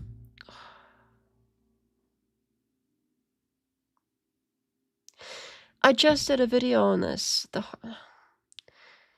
She didn't say harm principle. That's like a legitimate thing. The Mills thing, where it's, of course, he's gonna try to put this fancy term on it. Something she didn't say. This is exactly the same playbook that I have an example of him doing exactly this in my last video. This is so annoying. It's like, do as thou wilt as long as it harms nobody else. That's sort of close. Not really. So if I remember correctly, the harm principle is more about like the government limiting what the government can do to only the things that, like, the only time when the government should be infringing on people's like rights and freedoms is to limit harm, and then there's like ways to evaluate harm and things like that, like different kinds of harm. He's saying something that's kind of close here, but that's not something that she was talking about. I don't know, whatever. I'm not going to repeat myself again. Watch the last video.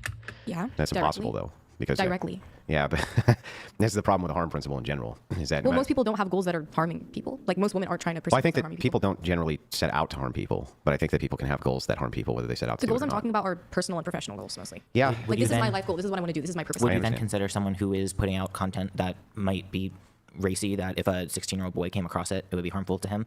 That could harm him, yeah. Yeah, can harm him. But I mean, also that like pivots into my whole like beliefs on the sex work debate. I want to stay focused on this. Well, okay, so I guess I'll try to make it easy for you. So I think How nice of him. I think patriarchy itself is the stated goal of deconstruction from feminism. I do think that they want to deconstruct the patriarchy, and they're trying to move women into egalitarian positions with men, and that's why the patriarchy has to be deconstructed. I mean, when I think of feminism, I think like a broad range of movements. You have like the first wave of feminism, modern feminism. all the It same encompasses movement. a lot of like different degrees of beliefs, which is why Something else here is, here and a bunch of other debates, he's acting like we do live in a patriarchy. Like very clearly, like, oh, we have to deconstruct it, implying it exists, and all the debates, like, oh, there is one currently. But then, was it during the Lauren Chen one? And another debate I saw recently, I think it would have been the Lauren Chen one, is like where he says, oh, should we work towards a patriarchy? Like, as if there isn't one, but we need to work towards the one, so we should work towards like having patriarchy, which would mean like we don't have one now. So there's this still confusion, like, are we under a patriarchy or are we not under a patriarchy, according to Andrew Wilson? Because the things he says appear to be conflicting on this point as well. So, oh my goodness. like I want to hear more about like the whole force doctrine thing. Well, force doctrine is just advocating that men have a monopoly on force. And so since men have a monopoly on force, women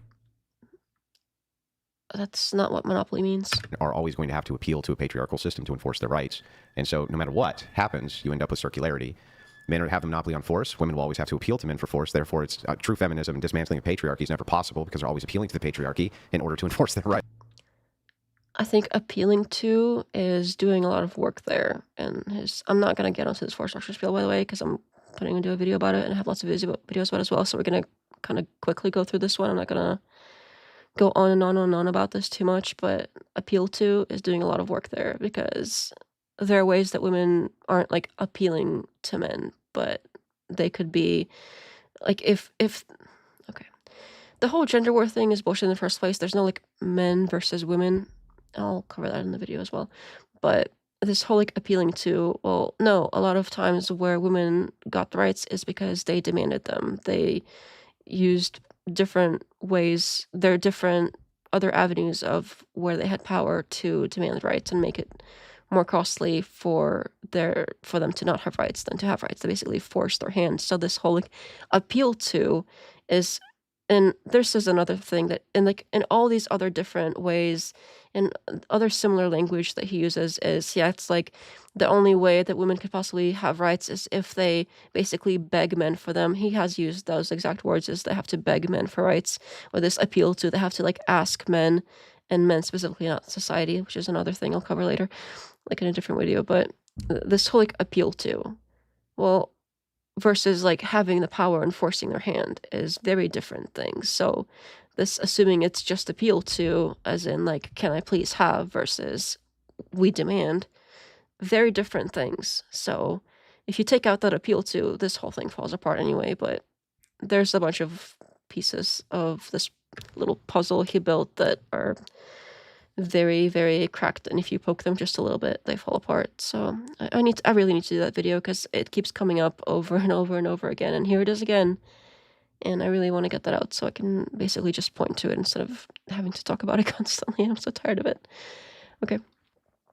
We have, oh, what's up, Shawnee? Hello, doing it. Who's Shawnee? Shawnee? Did I miss something? Is one of these girls? I'm confused. But anyway, welcome. I don't know who Shawnee is, but welcome. Andrew Boas forced down to physical power only and claims that individual traits can be generalized to an entire population. He's doing hasty generalization fallacy, of course. I mean, the whole force doctrine, I have videos and videos of why the whole force doctrine is built on a mountain of fallacies, and not only that one, but piles and piles of fallacies. Like, if fallacy exists, he has used it to prop it up. Right. So, I mean, when I hear you say that, what I immediately think is like you're drawing a sort of legitimacy from the fact that men have greater strength, greater capacity for force and violence. They have the monopoly on force, right? They do have the legitimacy from your worldview, not mine. But it's your worldview that gives them the legitimacy. I mean, I'm not the one advocating for force doctrine. Do you believe in God? Yeah. Okay. Well, I'm not Christian. You're not Christian. So what kind of God do you believe in? I'm Hindu. You're Hindu? Like practicing Hindu? Yes. Why is that so funny? Well, okay, that's fine. I'm just curious, like, why you bring So, well, because Hinduism and harm reductionism isn't exactly synonymous, which means that you have a distinction principle here. I don't like draw my political views based on my religion completely. Really. Don't you draw your political views from your morals? I mean, yeah. Then where do you get your morals except from your religion? I mean, I don't get all my morals from religion. Where do you get them from? I think there's like some sort of like notion of like objective, like universally understood morals that go beyond religion. I also believe in like separation of like. Well, that's just subjective morality. You're just talking about preference. So you get your. That's not what you said. Morals from things you prefer. Like things I prefer are more moral than things just I like don't. how I think people should be treated. Anyways. Well, that's important, and the reason that that's important that we're figuring out where you draw your morality from. I would also say I'm not like super devout to where religion's like heavily. I understand. So then we got preference. But if it just comes down to preference, then. This whole preference. Okay, I'm not gonna. If I pause for every ridiculous and annoying thing he says, we're gonna be here for days. So I'll let it go. Every man's preference is equal to your preference. Everybody's preference is. So why is it not legitimate for men to collectivize and utilize force for the purposes of upping their station in society? And that's what I was going to touch on. Because when you say like, okay, men have a monopoly on force, women need to appeal to men to gain the rights. Wait a minute. Here this is another why. Well, why is it illegitimate? Implying that it is legitimate, meaning it's moral. Moral meaning right. So this whole spiel about his whole spiel about we're not saying might makes right. We're just saying might makes. If it's descriptive. Well, here is another example of him putting it into this like whole moral argument. So if this does have to do with morals, and this is why is it justified or not justified, implying it is justified, like why would you say it's not might makes right, it's just might makes? No, what you're saying is might makes right. The only reason you don't want to call it that is because that has been obviously refuted for a while now. Like so he's trying to claim it's this like different thing than might makes right in order to skirt around those like existing arguments against it. Like this is so obvious. I don't know how people don't see this. This is so annoying. Ahimsa, as in do no harm, is a core tenet of Hinduism. It's always funny when Andrew tries to lecture on Eastern faiths. Interesting. Yeah, I didn't know that. I don't know anything about Hinduism, basically, but I guess that makes sense. Yeah, I mean, if things like this during real debates, it's something I would have probably looked up and caught, but I don't know anything about it, so, like, thanks for helping me with that, because live, things like that, obviously I just let it go because I don't know any better. And that's what he counts on. He counts on people not knowing any better, which is why like this whole going offline and really like Googling everything, investigating everything is when I'm like, hey, wait a minute here. And that's when, you really understand like all his arguments are full of holes. You're like drawing legitimacy for men from their monopoly on force. And when I see you like kind of equate strength and legitimacy, it's kind of a dangerous slippery slope. Because then I think about it this way. What other legitimacy is there? Listen. I think about it this way. When you draw legitimacy from strength, it's like, okay, pedophiles could collectively. Again, here he's basically arguing that there is no other legitimacy, which is what does legitimacy mean? Right, might makes right. So he is arguing that might makes right. Might makes legitimate. What I mean, what does he not?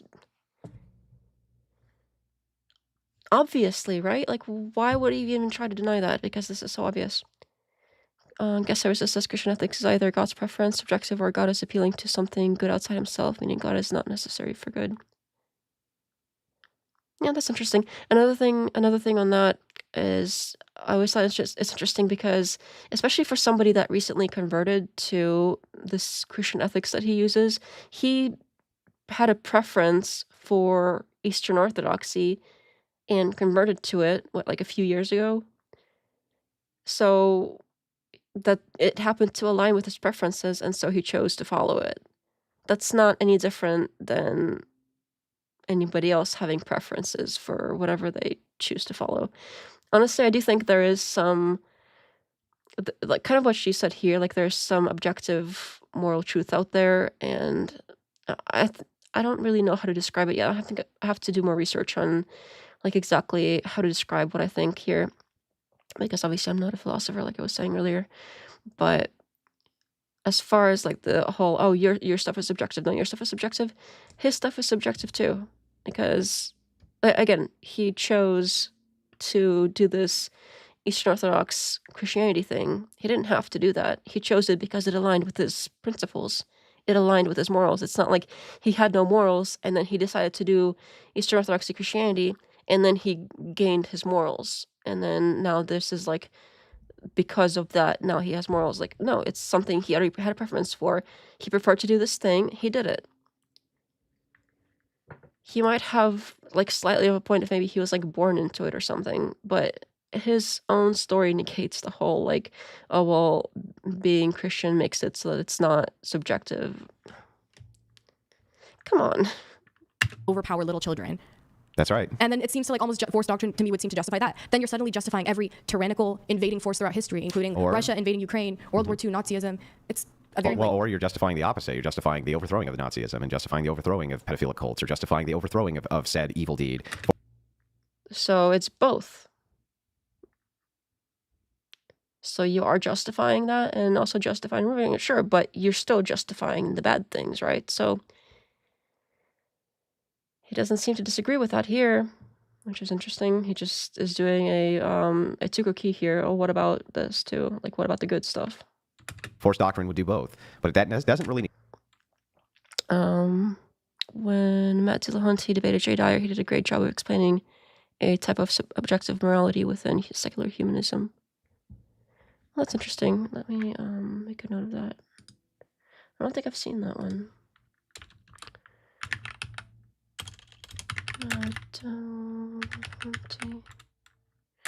This is Dyer. If you happen to have a link for that specific one, I would appreciate it if you put it in, if you join the Discord and put it in the Discord, that'd be great. I really appreciate that. All right, let's move on. Negate the fact that what you're doing is you're just always appealing to men again for your rights. Always. When you talk about how men have a monopoly in force, you're talking about, like, okay, men are, like, physically, biologically stronger. Well, because that's, like, what you mean. Look, I'll defer to the IFBB pro, okay? I'm guessing that physically she's one of the, like, most females are not stronger than the average male. But you may be. But in comparison to IFBB pro males, she's not. Yeah, you're making most of them are stronger on average. Okay, most doesn't mean all. Monopoly means also, okay, whatever. Bridge, right? But what I'm saying is that just on average, and it's not minuscule. Like, no offense, right? But I'm guessing that there's hormone replacement and all sorts of things that goes. Again, on average, isn't the same thing as Monopoly. Goes on that assists with you being able to really get jacked the way that you are, right? Okay, for sure. So the thing is like, men are also doing that in the IFBB, and they get much stronger. And it's not a slight distinction in strength. You're talking about, hang on, you're talking about 50 to 75% strength differential. That is fucking huge. That's like fighting with a gorilla. That's like fighting with a gorilla from a man's perspective. I agree. Men are collectively a lot, like, biologically, physically stronger. Much physically stronger than the average woman. What I was going to say is, like, when you talk about force and you think about today, okay, let's say you have a 5'2" woman who has access to military-grade weaponry and a missile program, and then you have a 180-pound... When somebody brings this up, he always brings up something like, oh, well, who gave her those weapons? How is she going to get those weapons? As if, like, he can do all these hypotheticals, but somebody can't have this hypothetical, which, like, women do have access to them today. So he twists it to make it like, oh, women can't possibly get access to those, or they can't possibly build them, or whatever. Like, It's so annoying. I don't see how people don't see through that. 6 foot, whatever man, super strong, who just has like a handgun. Or he also does this whole like, oh well, they're not as good as using the weapons, or they're not as good as carrying the weapons. Well, yeah, because they don't have to be, because there's no gender war.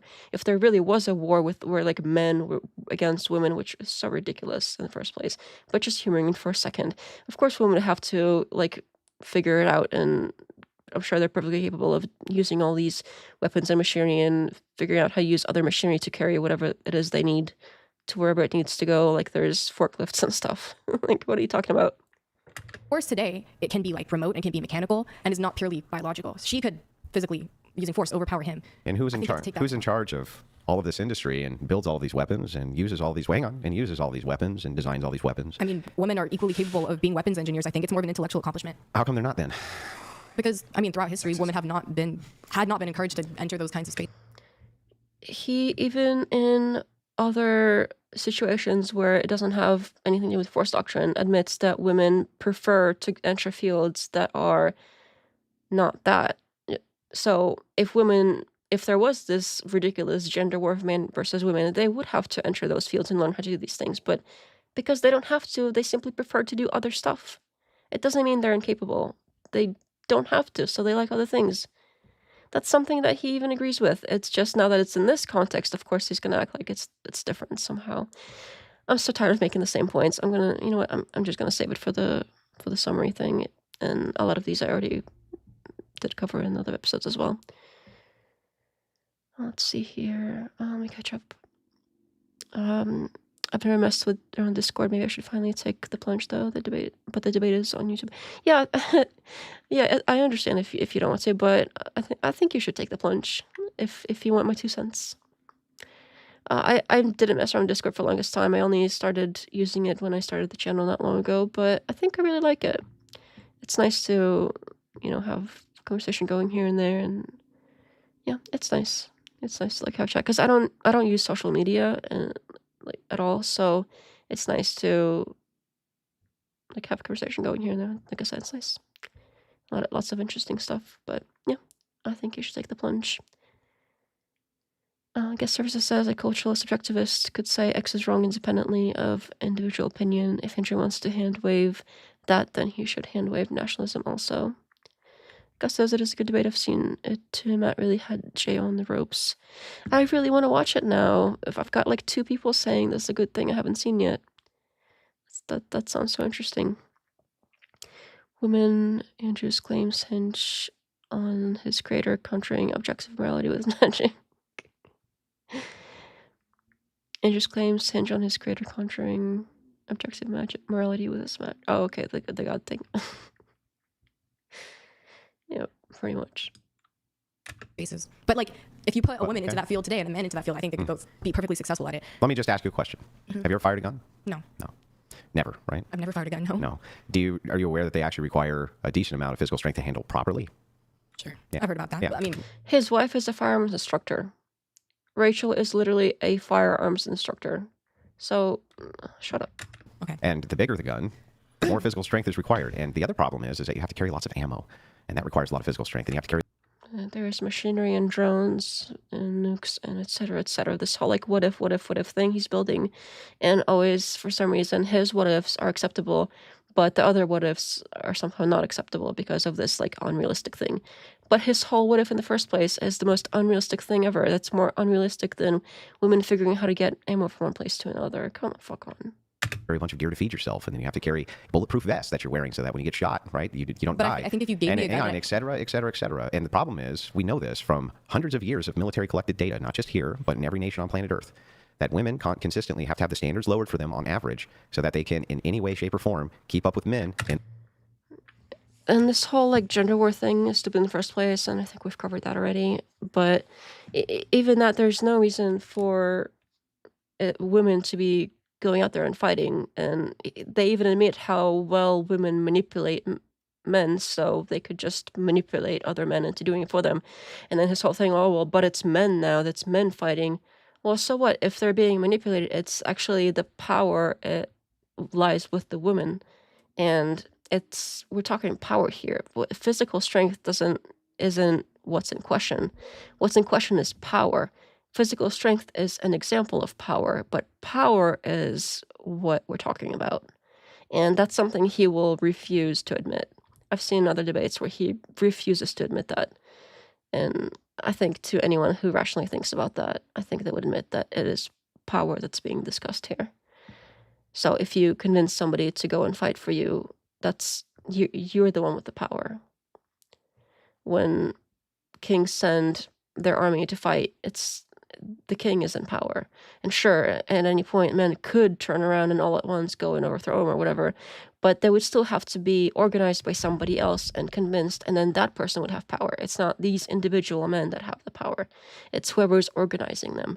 Because at no point do men all wake up and decide at the exact same time to do the exact same ridiculous thing that's completely opposite to what they've been doing before. That doesn't happen. They need to be organized and convinced, and whoever's doing the organizing and convincing has the power, and that person can be a woman, even though they'll arbitrarily say that it can't be, like Grid tried to, but there's no reason it can't be. I think men are even more likely to go fight for women than other men. Let's catch up here. Sorry about the ums. I can't stop for some reason today. I have like this thing about ums and likes more than I normally do, I think. I apologize profusely for that. Jesus is magic. There was a really long discussion about women in war in the debate yesterday. I'm tired of it. Yeah, it's getting old. He's focused on physicality. Women and men initiate more force with their minds than the muscle, absolutely. Flizzy B says, I have fired several guns. He is being dramatic. Also, in military training, they make you trail with your weapons so you get strong enough to carry it for hours at a time without fatigue. Train. Like the stream, that is a good point. Absolutely. Give the thing a like so that we can like totally like the stream, like, you know, like the like button is like so like there. So like okay, I'm sorry, I'll stop. I'm so sorry. I'm sorry, I'll stop. That's so annoying. But yeah, Felicity, like his wife is the one that's right there on the screen trying to defend his man here, like he can't argue for himself. She is literally bragging constantly about how she's a firearms instructor. So like what is this, like women don't, and this whole like men versus women where, you know what, I'll save it. I'm sorry. I said I would save it for the video and I don't want to harp on it, and I've already had videos. I'm sorry, I'll save it. Because this is gonna get old. In those roles. What that tells us collectively is this: they're not as good in them. Men have a huge advantage in all aspects, even including weapons, including drone piloting. They have advantages in just being able to build things quicker. Almost everything about them is designed as the super predator of the earth. Not predatory in the way that they victimize, but predatory in the way that they can quickly kill almost anything they want to with very little resistance from anything that exists. Because of that, I'm sorry, but you're never going to be able to equalize force between a sex that's 50% on average weaker than them, no matter what technological advances you think you're going to make. But it is the case that in that scenario, a woman could physically, using that kind of force, overpower the man. It is hypothetically. If you're talking about the highest grade of it could be military hypothetically, like I'm willing to grant that you could have a logical possibility where women have like a fucking, I don't know, dystopian technological future where they invent all of the technology and enforce all of the right through machinery. Okay, I'm willing to grant that. But the thing is like, that's not going to happen. And Okay, well, neither is this whole men versus women ridiculous war that you're talking about. Like, what are you talking about? No, that's not going to happen either. How is that even more likely at all? Flizzy says it's hard not to go off. Absolutely. Gus says, Defna, did you see any of the debate Andrew did this week with that Coach Greg Adams guy? This week he had Andrew really riled up and uncomfortable. It was pretty funny. Yeah, I caught some of it. Absolutely. That was, yeah, that one. Obviously, I also disagree with Coach Greg Adams on, well, everything. But he definitely had him there. Like, I think I mentioned it on my last, did I mention it on my last stream on Friday? Yeah, I think I might have brought it up before, but real quick, sorry about all the ums again. It's like, he thinks that it's realistic advice for basically everybody to convert to being Orthodox Christian. That's going to solve the problem. Like, oh, no big deal. Everybody just has to be Orthodox Christian, and that's going to solve all your issues. Well, this Coach Greg Adams guy, he had perfectly good, like, hey, wait a minute. That was perfectly good comeback. Like, hey, that's not realistic. Like, he pointed it out over and over and over again that he was basically living in this whole, like, imagination la la land. And yeah, that absolutely, Like, and Andrew's constantly like for all of his force doctrine, for basically most of his arguments, and even that response, like, oh, everybody should just become Eastern Orthodox and problem solved. Like, it seems like most of his arguments, and like all of his big ones at least, they hinge on these unrealistic, ridiculous hypotheticals. If you take away the ridiculous, unrealistic hypotheticals and try to take a more like real world approach to any of this stuff, it falls apart basically right away. So he's nothing without his like fantasy land. And it's not the case now, and it's not going to be the case. Oh yeah, and another thing, I think I don't remember if I brought this up today, but during that debate too, he kept boasting about like how influential he is, just like he's been doing basically like every single debate within the past month or whatever, at least that I've seen. He has been boasting about how he's like influential. Even during that, when he debated that blonde communist chick, he was going on about, oh well, I'm somewhat influential, and when they were talking about like celebrities.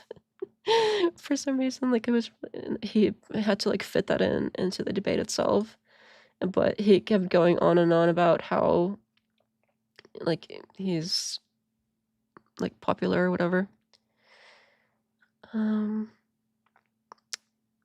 Sorry about the I'll stop apologizing. Maybe that will be less distracting. Fuzzy says men are naturally stronger, and studies show men have more total skeletal muscle mass, but with training and weapons and technology, women can be just as effective in war or battle. There's more to war or battle than just strength. Yeah, I think so. I think that's true. And obviously, like I said, if there was such a situation that is absolutely ridiculous, where it's like all men versus all women, and then there's a literal gender, physical trench warfare, women would have to go and figure it out. Now they don't, because they don't have to. There's no reason to. We don't wake up thinking that men are gonna, try to enslave us, like Andrew keeps constantly suggesting in all his examples. I'm not saying that he wants that, but he uses that as an example basically every time. Often the R word is also involved with the enslavement, and cages are another common addition. Sorry about that. Sometimes Andrew sounds like he's not attracted to women, for his doctrine was written by an asexual utilitarian robot, I guess, as guest services. That makes a lot of sense. That does make a lot of sense. I think especially with like the very obvious disdain he has for women, it makes sense. Like, if you really don't like women that much, do you like women like that? It adds up. Hello, quick dance. I'm sorry, I can't pronounce the name. Welcome. Men can oppress women. It's done in Iran, or even during wars. People can be savage, and women are more in danger. I've covered this like Middle Eastern thing. I'm not going to cover it again. But long story short is, that's a shitty example, because just because over there women choose not to demand their rights enough because of religious/family obligations, and even there, the whole oppression thing isn't done with physical force. It's because of like they don't want to bring shame to their family or whatever, and it's all like paperwork kind of oppression, which is oppression by the entire society, including men and other women, which is another thing. Like, it's not men oppressing women, it's people in general, society, including men and other women oppressing women. So I'm not going to harp on that. I've covered that so many times. But welcome. Thanks for joining the chat. I hope you stick around. Captain Cabbage says it was really funny in the debate when he asked if Andrew, when he asked Andrew if it had ever been divorced. We all know he has, but Andrew just totally dodged the question. Such a weasel. Right. I've seen him dodge that often. A lot of things that he doesn't want to like talk about, he'll joke about people saying that to make it seem like it's not true, but he'll never outright deny it. Hello, Gorilla Pimp, welcome. Talking to Fuzzy, what nation is super for women? Okay, that's neither here nor there. All right, we got some conversation going here. I'll let you guys chat there, but Again, I've done so many videos on this force doctrine thing, and it seems like I need to do a follow-up for sure, because I've keep hearing like the same arguments, and I need to like squash it. It needs to be squashed. So I'll be working on a longer one for that instead of like the shorter like series. I think it needs like one long one that I can just point to. In our lifetime, or the lifetime of your mom or your mom's mom or even your mom's mom. So right now, at least, the case is that you have to appeal to men for force. And so feminism as a dismantling of patriarchy is not possible because you're appealing to the very thing you're trying to dismantle always to dismantle it. But it's also interesting because when I think about political movements throughout history in this country that have been super effective, they've done so through social organization, protest, political pressure, cultural influence, things that have nothing to do with force. Because like those are appealing to the government, the people in power. And, those And cases, what does the government use? the government has access to force, but these movements have still been successful. Because men have allowed them to be. But in places where men don't allow them to be, they're not. Can I give you the entirety of the Middle That's East neither and here Asia? nor there. What happens to your little political movements there? Well, I'm talking about What happening in this happens to country. your little political movements in Afghanistan? To your little political movements I just covered that. with the holding of the little sign saying, I don't want to wear this So really do you- hot fucking burqa in the 100-degree sun, and they come out and cut their fucking head off? How do they do over there? They don't do so good. How come? It's because men allow you to keep those signs up. Men allow you to protest. Men are the ones who give the allowance for you to do fucking anything on planet Earth. And my proof is half of planet Earth where men said, no, fuck that. And you know what women can do about it? Nothing. Again, it's not just, I'm not going to repeat myself. They can't do I'll, like, anything care about it. But in the Democrat, And yes, they can. It's just they prefer to stick with their religion and their tradition, and you know their family values, etc., etc., etc., and society expectations and whatnot. They would rather stay there. Like if they wanted rights more than they wanted to stay and keep those things that they have in their religion and etc., they would have them. But they want to have their religion more. They want to have their family more, which makes sense. democratic country we live in, those are I'll valid rely tools on that men. can I'll rely on create men allowing you to have a lot of democracy. valid change. Right. I think you're thinking that This whole like, oh, it's only because men allow you to have stuff. That's not a real argument. That's neither here nor there. Let me catch up here for a second. Oh, we've got Fuzzy Bee versus Gorilla Pimp in the chat here. women were able to get rights to vote just because of their protest, but no, it's actually because they needed votes since so many men were at war or dying in war. Like women weren't allowed to vote until I'm that also point just curious where they then, needed at votes. that Wait, point, hold on, let her finish. Go ahead. sorry. Yeah, women just weren't allowed to like be educated or vote until like the men decided we need women to enter the economy. We need women to enter the voting pool so we can win more because men are dying in these wars. Actually, the there's a lot of truth to 1900s. that with what industrialization did and industrialists did with wanting to get women to have cheaper labor enter into the workforce. But ultimately, the interesting part here is that all of this just proves force doctrine. The truth is that No, it doesn't. if men collectivize for rights, they can get them because we can kill other men. We have a monopoly on force. We can kill men. We can take our rights. Let me give you the Revolutionary War as an example of this. We don't It seems like we've been getting rights through protesting. like our conditions, we'll fucking kill you and make new conditions. That's what men are capable of doing. In the historic record, when I looked, I never found, not one time, a single instance of women being able to collectivize and use force to take anything from men. Ever. It doesn't have to be physical force. You just have to make it costly and annoying enough for you to not have the thing, than for you to have the thing. Okay, rights, like that's all it is. I've never once found it, and I looked hard. I want to see if there was even one example. There's not one. Can you think of a single time ever in history, the history that you know about, where women have collectivized and used force to take anything from men? Not force. And so if that's the case and men have a monopoly on force, you're always going to have to appeal to them to not use it on you. Because I think I've already covered that it's not about physical force, it's more about power, and that's not gendered. You can have power. I'm not going to repeat myself, I'm sorry. here's the dirty truth, and it's brutal, and I'm sorry, but I'm not going to lie to you. Because I have the standard of half the world to look at. I know that if men collectivize in the West and decide to put women in little cages, there's not... Here it is, the cages again. I thought he wasn't going to bring it up this time for some reason, but I don't know why I would think that because he brings it up every time. Every time, for some reason, it's putting women in cages. He's got like a fetish for putting women in cages, I swear. He probably has all kinds of dirty stuff on his computer about women in cages. shit they can do about it. So they really have to appeal to the benevolence of men, and all they do is demonize them, and that's fucking crazy to me. So, I mean, again, At least he didn't add the R word in here this time. like when I mentioned earlier how that kind of justifies like any tyrannical invading force, do you think There's not a the less justification, it's powerful, descriptive. the less powerful party in that situation should just appease to the oppressor or the invading force? The thing is that you're going to... Well, here's the thing. Let me ask you this. If you have somebody who's larger than you are, right, and can beat you up, do you talk shit to them? No, not necessarily. Why not? So they don't beat me They up. don't beat you up, right? But there should still be some kind Hang on. Is that a form of appeasement? I'll just distance myself from this person. So it's not a form of But a appeasement? third Hang party on. Answer witnessing- the question I asked first. Is it a form of appeasement when someone's much larger than you, so you don't talk shit to them because you don't want to get beat up? Is that appeasing?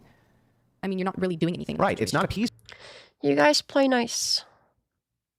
then. Sure. So when we're talking about this, it's not appeasement But if either. you bring in a third party in that situation, I think they have a responsibility to call out the person who's. Well, I threatening. think that the case is that if you aggravate the sex who is responsible for your fucking rights and then they take them away, well, that's just like going up to the 6'4" guy as me, right, who's 280 pounds and going, fuck you, I'm going to do what I want. And then when he smashes my face, does it matter if I give him my moral objection? If I'm like, that's really immoral that you just did that, he's going to be, oh, that's nice.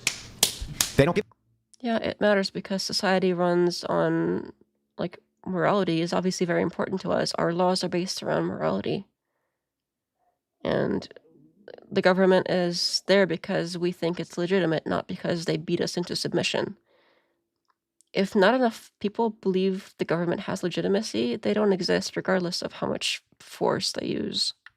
Give a shit about my moral objection. They're going to beat my fucking head in. And the thing is like, okay, since that's an objective reality, the objective reality here for women is exactly the same.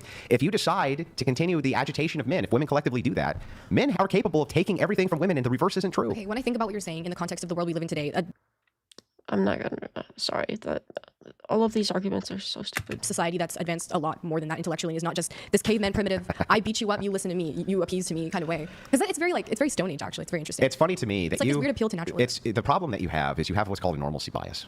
See, you were raised in this world, and in this world, the one that you currently live in, it is the case that we're all very civil to each other, we're all very nice, and we're governed by laws, and we're governed by this, and we're governed by that. And if there's a zombie apocalypse tomorrow, the misogynist who's down the road, who's the fucking gun holder with the bunker, could be bashing on his fucking door, saying, please let me in, this is fucking crazy, what do I do? And I don't blame you for that, because I'm gonna do the same shit. I'm gonna run over and be like, what the fuck do I do, man? There's zombies everywhere, this is fucking crazy. When the Luckily, we're not dealing with zombies, we're dealing with human beings. You know what? I said I won't harp on it. I'm not gonna harp on it. I'll see other videos. curtain goes down. Society right now, the benefits that women have are incredible, and you have no idea how beneficial it is to you, that how good men really are to keep a society like this going. They're extraordinarily benevolent in what they do. It's insane. And to think that like we can look at half the world where they are technologically advanced in China. Okay, yes, they are. I mean, they're almost surpassing us as a superpower. They're super advanced in Japan. They're super advanced in the Middle East and many of the nations. And they go like that, and women have no rights. And so it's like, Wait, at that point, why do you? I'm pretty sure China and Japan women have rights. What is he talking about? In gender force doctrine, like shouldn't you suddenly exclude every like disabled, elderly, or frail man and include every super strong buff woman? well, we're talking. Just make it based on strength yeah, at that point. Yeah. Do you Yeah, I mean, all of these are good arguments, and he's gonna weasel out of everyone. understand though normally what does. collective force would mean between the sexes? So collective Again, this whole like gender war is ridiculous. force between sexes actually means something. Like a 50-year-old man is still very fucking dangerous to a 20-year-old woman who's strong. To a What about a 70-year-old man? What about an 85-year-old man? What about a like paraplegic without a wheelchair? Like, it's not a gender thing. hang on, to a 20-year-old woman who's strong, a 60-year-old man is still a significant threat to them. I mean, it could be the case. If it is a force thing, like a physical force thing, then it's a physical force thing. It's not a gender thing. Just because it's one gender that happens to have like more of that, it doesn't mean it's exclusively that. I've done the same arguments before. I'm so sorry. I'm repeating myself so much. I've already covered all that. Men enslaving women in cages is low probability. Women enslaving men in cages is low probability. Yeah, absolutely. Everyone say someone. Are you guys not being nice? You guys be nice.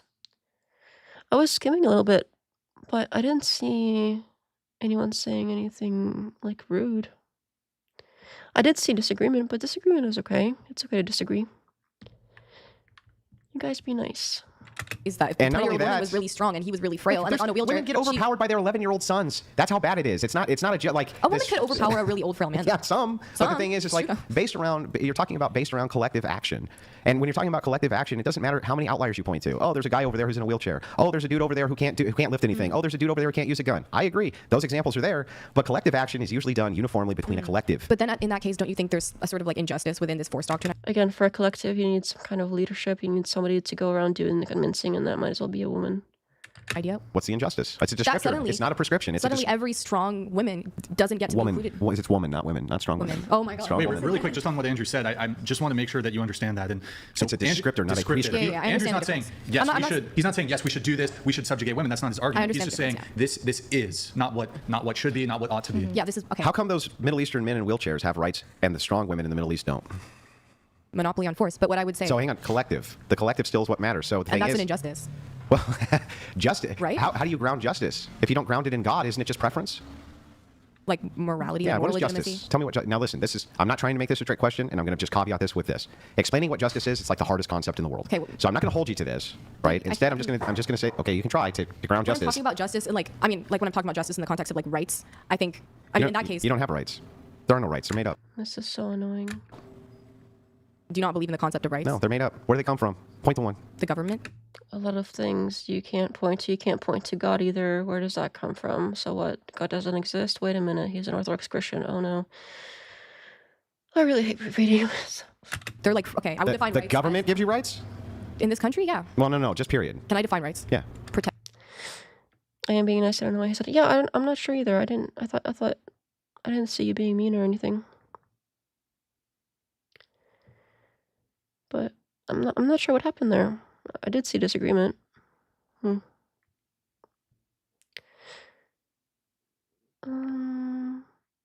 It's always pretty funny when you see those videos of a mugger attack a woman who happens to know jujitsu and she puts him on the ground in seconds. It's pretty. I'm not disagreeing that men are usually stronger than women. It's just, it doesn't mean that they grant them rights. It doesn't follow. It simply doesn't follow. There's so many. I keep saying I'm not going to repeat myself, and I keep repeating myself. That's got to be so annoying for you guys. My goodness. Protections. Yeah, I don't know. I don't know. I wasn't disagreeing. I was just saying he read my comment. Yeah. I don't know what happened there. That was weird. I hope he comes back and, sees that it wasn't. Maybe he'll reread it, but. Oh well. Given to individuals in society. Oh, It's a- given? They're given to you? They're legally enforced. And what makes it a right if it's given to you? It can be taken I'll let it go. away. Yeah, it It can doesn't be. sound like you have a right then. It sounds like you have force. Sounds like somebody uses force in order to collectivize to make sure that you can do or not do something. That's not. That's how not it really a works. right. That's not like the justice in rights when you say I have the right to speak. You have the right Freedom to of speak. speech. Yeah, that's a right. Yeah, it's a right. As long as somebody says you have it. How do you feel about the Constitution? Hang on. As long as someone says you have it, that's it. That's the only way you have rights. You don't have rights. Rights don't exist. They're concepts. They're made up. Just because something's awarded or given to someone, it doesn't mean it doesn't exist. Where does it exist? Where does a right exist? Can you point to one? Can you tell? Yeah, how do you, if it doesn't exist, what are you awarding somebody? If it doesn't exist, what's being awarded? What's being taken away if it doesn't exist? He literally makes no sense whatsoever. Are you also streaming on a different platform? No, I am not. I would like to set up where I do streaming to basically all the platforms, but I haven't figured out how to do that yet, so I think I would need like another service set up, or like I would stream to somewhere else. And yeah, I'd have to figure that out, but I would like to do that. I would like to stream simultaneously to like Rumble, even though it's very like right wing and they're very pro Ranger over there, and like Kick and X and all these other things. I would like to, but I don't have that set up yet, so no, I am not. Guest services says Idris calling an appeal to someone stronger as an appeal to patriarchy, but I don't see that entailment no more than men are appealing to feminism when they are birthed by a woman. Where are the laws of logic? Can you point to laws of logic, Andrew? Yeah, that's a good point too. Like he's always bringing up these. Oh, do you know the laws of logic? So yeah, what they don't exist now either because you can't point to them. There's so many concepts you can name that negate that immediately. And this is something he uses constantly as an argument, and I don't see how he's still doing it. Like how he's getting away with this. Touch it? Can you taste it? Can you smell it? So if you can't physically or tangibly interact with something, it doesn't exist. Where does it exist? Where's God? Okay, well, like love is a real thing. You can't touch or taste. Isn't love just a combination of chemicals in your body that give you a reaction? No. I mean, So that do you- exists, do you, right? only, do you only believe in tangible concepts? That's interesting. Well, no, I'm looking at your worldview. Okay, I'm looking at your. It doesn't seem like he's looking at her worldview, because in her worldview, it's not about force. So he's putting this force thing into it. That's his worldview. This is not. I know he's trying to now say, oh, I'm looking at your worldview as if it's an internal critique, but he's very obviously using his own concepts, not her concepts. If he was staying in her worldview, he wouldn't be adding this force doctrine thing into it. He would be pointing out something inconsistent with only what she believes. She doesn't believe in all this stuff he's assigning in as true. So what the hell are you talking about, Andrew? That's not the case. This is so annoying. Why do I punish myself like this? Oh my goodness. Yeah, the Ten Commandments, yeah, they're not made up yet. Your Ground in worldview. something more like realistic. Okay, what? What is it grounded in? If someone tried to kill you, then they would be arrested because So you have the it's right. just grounded in the law, so everything in the Middle East is fine because it's lawful? I didn't say it was fine. Okay, well then what is it grounded in? I'm just talking about like the practical application Then of rights. what If is it someone grounded violates in? your rights, Yeah, but what is it grounded in? What do you ground rights in, other than you like them? the law? So then if you take rights away via the law, that would be justified, right? No, you shouldn't take rights away. How do you ground rights in the law? But then if I say, well, I'm going to use the law to take your rights away. You can ground rights in God. If you believe in God, you can ground rights in mutual empathy and necessity for people to get along. That's lots of things. There's lots of options here. Hey, the very grounding you're using, that's bad, but the other way it's good? What? I think we're getting confused here. 'Cause Yeah. No, I'm not. But I mean, like, I think the confusion is going from, like, you're saying that I have rights because the Constitution says so. Right. It feels like a moral thing to have. Well, who decided that was a moral thing to Right. have? Men in charge. And why did they do that? Because it was beneficial to them and their families and their comrades. What is a country? It's just a big tribe. The I would say entire- rights are awarded by very virtue of being human. naturalistic. Right, by who? What do you mean? Well, there's all sorts Well, I mean, of people by who the are... dogs By not collective writing the- society. And so if collective society decides to take those away, why are they actually being immoral? Well, collective society would never decide to take them away. Except in half the fucking planet, which I can point to right now. It's because in those countries, the men have decided this doesn't benefit us anymore. Yeah, so tell me, if here if I democratically voted or convinced enough people to democratically vote to get rid of democracy, what did I do wrong? democratically voted to get rid of democracy. What did I do wrong? Well, you can vote for whatever you want. Right, but if I democratically vote to remove democracy and rights from everybody, tell me why that's actually wrong other than, other than your preference. There could This is annoying. I have to... I'll let it go. Hopefully they'll get off this soon, because I'm constantly repeating myself so much it hurts. His goofy rights don't exist. Semantic magic trick is so played out. Dude gets some new material. I've heard this before. Yeah. And because he constantly keeps bringing it up, and, well, I guess she kind of brought it up, but because he's constantly making all these same arguments and constantly bringing up this no rights thing and this force doctrine thing, I keep having to repeat myself, and it's so annoying. This is so annoying. I really need to put that video out, because this is going to keep going on. Every debate is going to be like, oh, rights don't exist, oh, force doctrine. could never blah, be blah, a blah, situation in blah. which you can vote in a democracy to remove democracy, could there? Yes, you can do it right now. Oh, by voting for Trump? Yeah, didn't you? Don't you think he's a tyrant trying to take away your rights? Well, I mean, yeah. So yeah, you can use democracy. Wait, don't you like not even believe in like full on democracy? Do you No, have, like, some sort but of belief in, don't like, stable pivot. democracy? Don't I'm just pivot. curious. That's bad faith. So the thing I just is, got distracted. let's That's not move. bad Hang on, faith. let's move back to good faith. What do you ground rights in other than your preference? Just things you prefer. What would it actually be grounded in? You can't ground it in the law. When you say grounded in, what do you mean by that? Well, so if you say, I'm going to ground my belief in the law, that means that's what the justification is the law. But if you make the justification that the law is what's correct, then if I change the law, then it's still correct. Are you asking me how should we decide like what rights? No, I'm to asking give how to you people? ground it. The thing in which you create the justification for it existing in the first place. What is the justification for a right other than you prefer that thing? That people in society should be treated a certain way. And that's not a And personal that's- preference, that's a collective preference in this country. For So it's example. preference. Sure. Okay, so then it's preference. So your personal preference right now aligns with most people's preference. Hang on. But there's- hang on, it's hang not on, a hang on, universal hang on. preference. I'll let you do an internal critique back, I promise. If it's What is this whole, like, oh, I'm doing an internal critique and then I'll let you do an internal critique back, I promise. This is something else, something similar he's used before, is like, oh, well, I'll do it and you'll do it, as if it's like you take turns asking questions. That's what he's treating this like. And this is something I put out in my last video of like the examples of internal critique that he's claimed, is like, it seems like he's treating internal critique as like taking turns asking questions. That's not what that means. So he's like, she just asked him a question, and did she say she intended to do an internal critique? No. Like, what the hell are you talking about? Like, you'll let her do it back. That's not, who said that was even what are you talking about? Does he even know what internal critique means? Because sometimes he'll define it somewhat right, but then he'll go and act like it's just taking turns asking questions. Like, that has nothing to do with internal anything. Like, I gotta stop saying this like thing, and I gotta stop repeating myself. My goodness.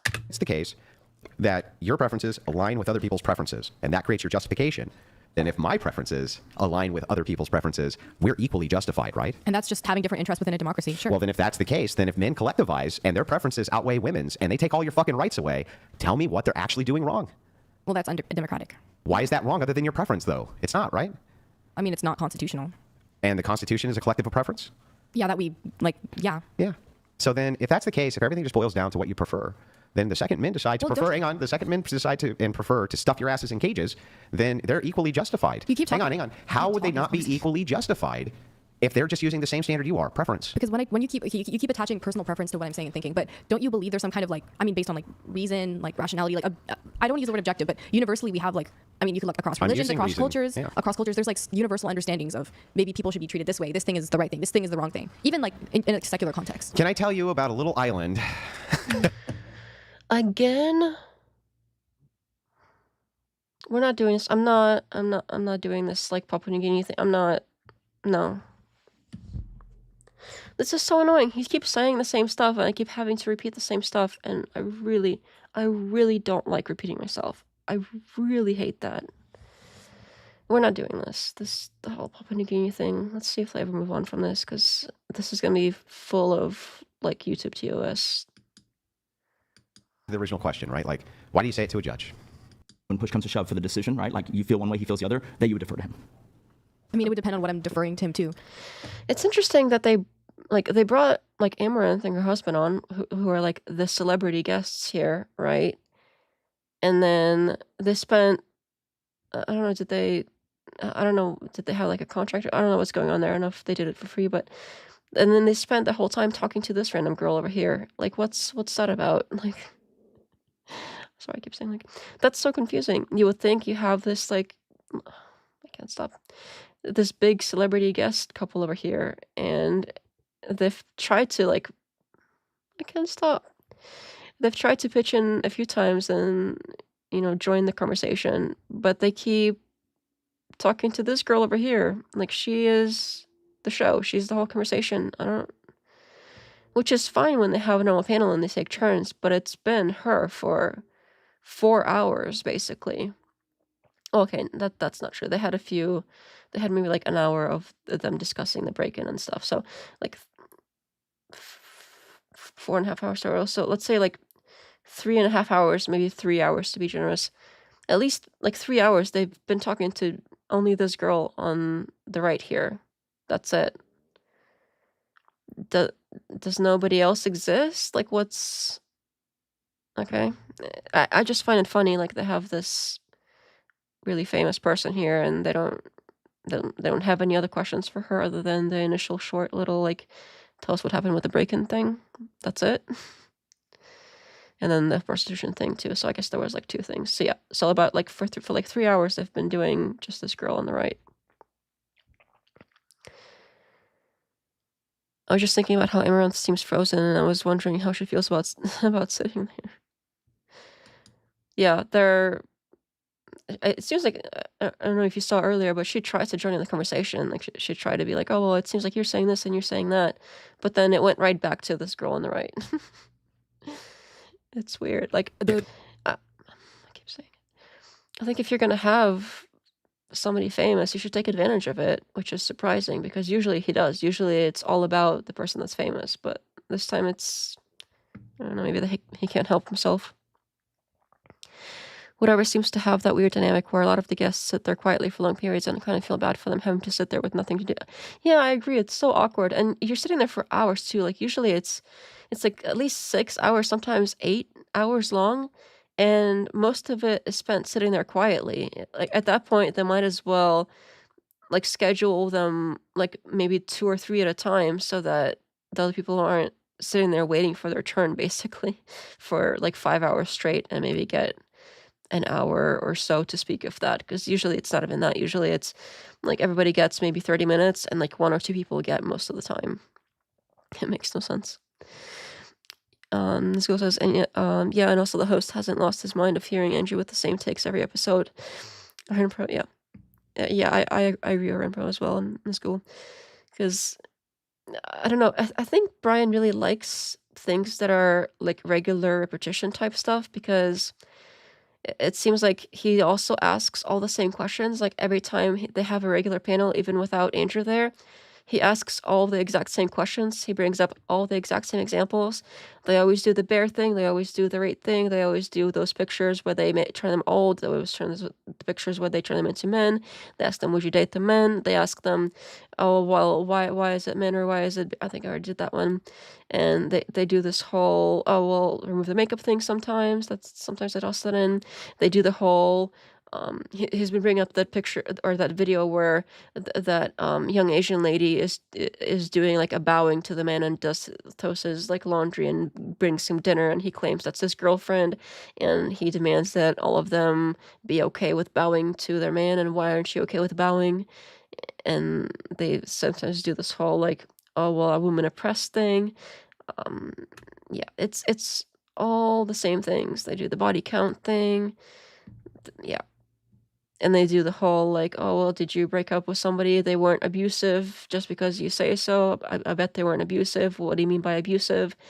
And basically deny that. So it's every time, same thing, every single time. So if Andrew has all the same takes and all the same opinions, I think that's probably like a nice, comfortable spot for Brian, who likes everything repetitive and the same.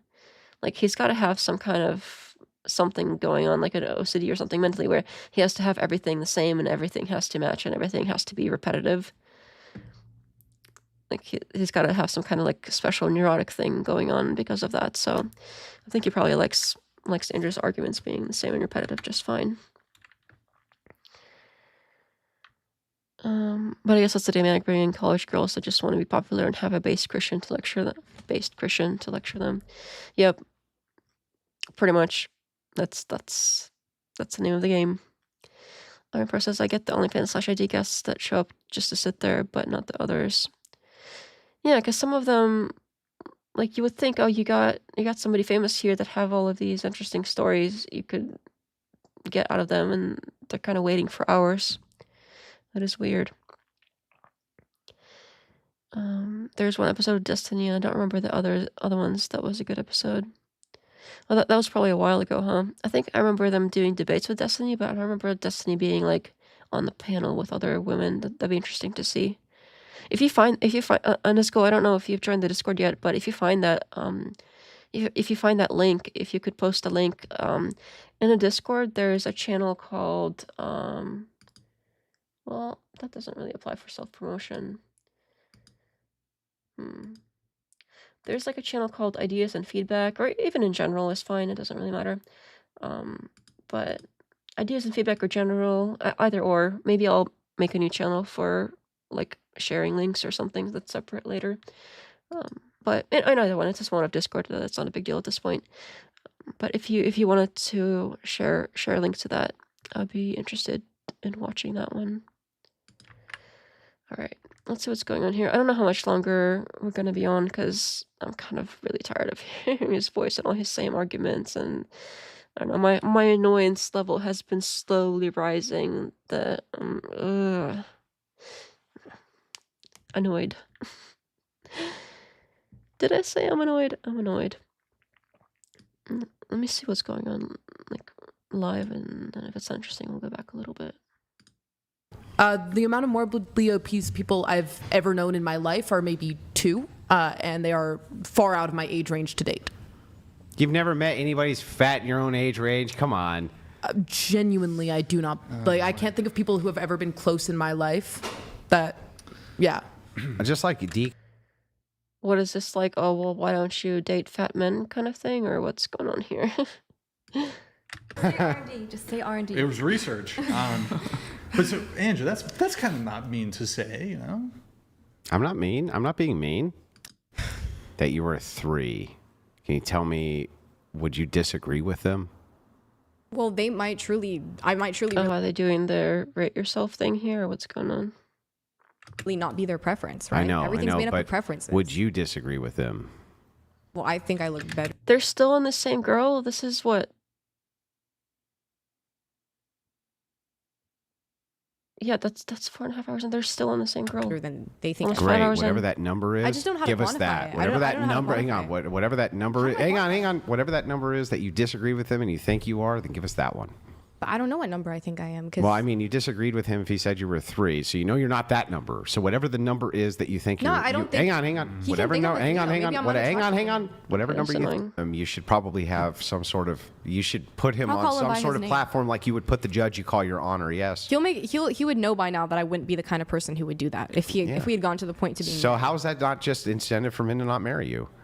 Well, I don't think most women who prefer to not want to use an honorific on their husband are going to have It's trouble not getting just married. using an honorific; it's acting as though the honorific is there. I whether think you use it or that goes not. both Because ways. The same way you would behave in a fucking courtroom when it came down to it, the time it came down to it, where the judge is going to say such and you're going to obey. Well, I wouldn't that act- would be you acting as though the honorific was real, whether you said your honor Like- or fucking not. like acting like super obedient and like demure and submissive. in certain situations where you need to be demure and you need to be submissive, yes. If I'm dating someone, it's going to be like I'm going to act authentically I'm not myself. talking about dating. I'm talking about marriage. Sure. If I'm marrying someone, it's going to be because I know they like me for who I am authentically. Wait, can we invert that real fast for you guys? Is there a possibility, like, you can pick exactly however you want this person to be, that there's a man that you would, in that previous example, like there's a big decision, you feel one way, he feels the other, right? Like that you would defer to him. Is that man even like possible? Wait, what do you? Oh, okay. They're on the whole like, oh, you got to be submissive to men kind of thing, and they're still on the same girl though. Like I even went back like an hour, and they're still on the same girl. They're still doing chair 1 the whole time.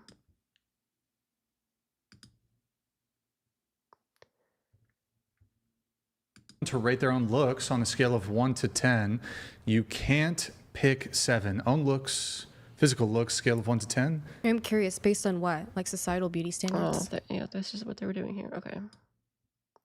Yeah, I don't know if I want to stick around for the rest I of this. guess to the 9. Well, you gave a troll answer. What if we, instead of using a number, if we could use an adjective, do you think you are beautiful? Yes. Do you think you are beautiful? Absolutely. Do you think you're beautiful? Yes. Absolutely. Okay. Are you gorgeous? Yes. Yes. Yes. Yeah. Are you stunning? Yeah. Okay. Yes. Yes.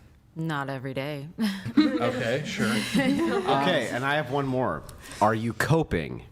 I don't care if I'm pretty. No, the answer. Are you coping? No, there's nothing to Okay, cope are with. you coping? Can you like elaborate what you mean by You don't that? know what coping is? Well, like I know what coping mechanisms are. I just don't know what you mean by like that in comparison to this statement is all. Oh, well, I mean, that sounds like cope. Are you coping? Yeah, he calls everything cope. It sounds like projecting. I bet Andrew's coping. It's like his whole existence is coping. Every single argument he makes is coping. And his constantly accusing other people of coping is projection and also coping. Yeah, I noticed the Asmongold TV one. I don't know if that was the real Asmongold who asked them to rate themselves. I doubt that. I think if it was, they probably would have made a big deal out of it. But you can make your name on YouTube, whatever, and make your profile picture, whatever, right? So I really doubt that. I don't know if he watches this crap. He probably has better things to do than punish himself, like we've been collectively over here doing tonight, I guess. I don't think so. Are you coping? I don't think so. And they also said they would have a Crash Hard Kylie update, but I didn't hear it yet. Like I said, I watched the beginning up to a certain point, and it wasn't there, so unless I missed it somehow. I don't know if it was in here, but maybe they'll put it at the end. Okay.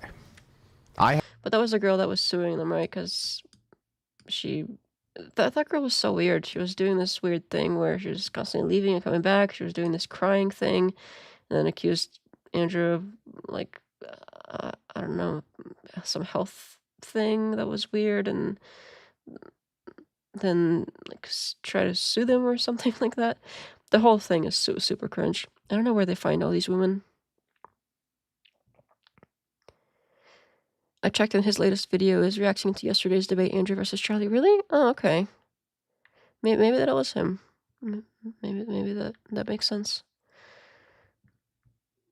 I could be very, very wrong.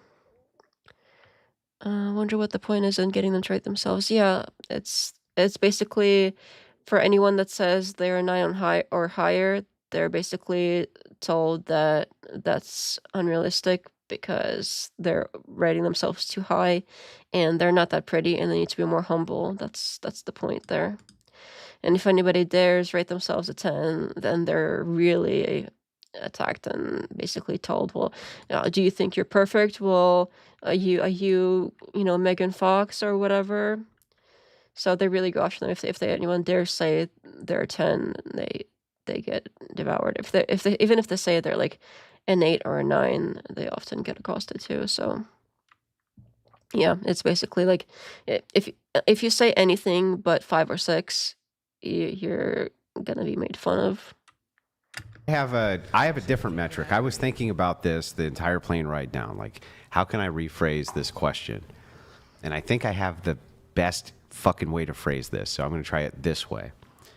So have you ever heard the like wouldn't look twice at her? Who's ever heard that? Anybody? Okay, yeah. By the way, I don't know if you can see this, but in the let me see if I can squeeze all the way down. In the chat here, there were people saying, "Oh well, Rachel W. Of course, his wife has to be in the." She's always in the chat. I don't know like what she does all day. I thought she was supposed to be this like traditional housewife where she takes care of the house and the kids and does some homeschooling, and she manages to do all of that and still be chronically constantly online. Like she is always online. She's always in the chat. It's amazing. She's got to be like Superwoman with all of her. Yeah, she said here she's a. Oh, can you not see that? Let me scroll down a little more. She's a Chicago 4 right here. I mean, Rachel is also average looking. And these women are all of these women are younger and prettier than Rachel. So if she's going to be judging them and putting numbers on them like that, saying that she's a Chicago 4, who either of them, any of them, then she's got to be what, a Chicago 3. So like that's so what a dick move. This whole like rating women is annoying.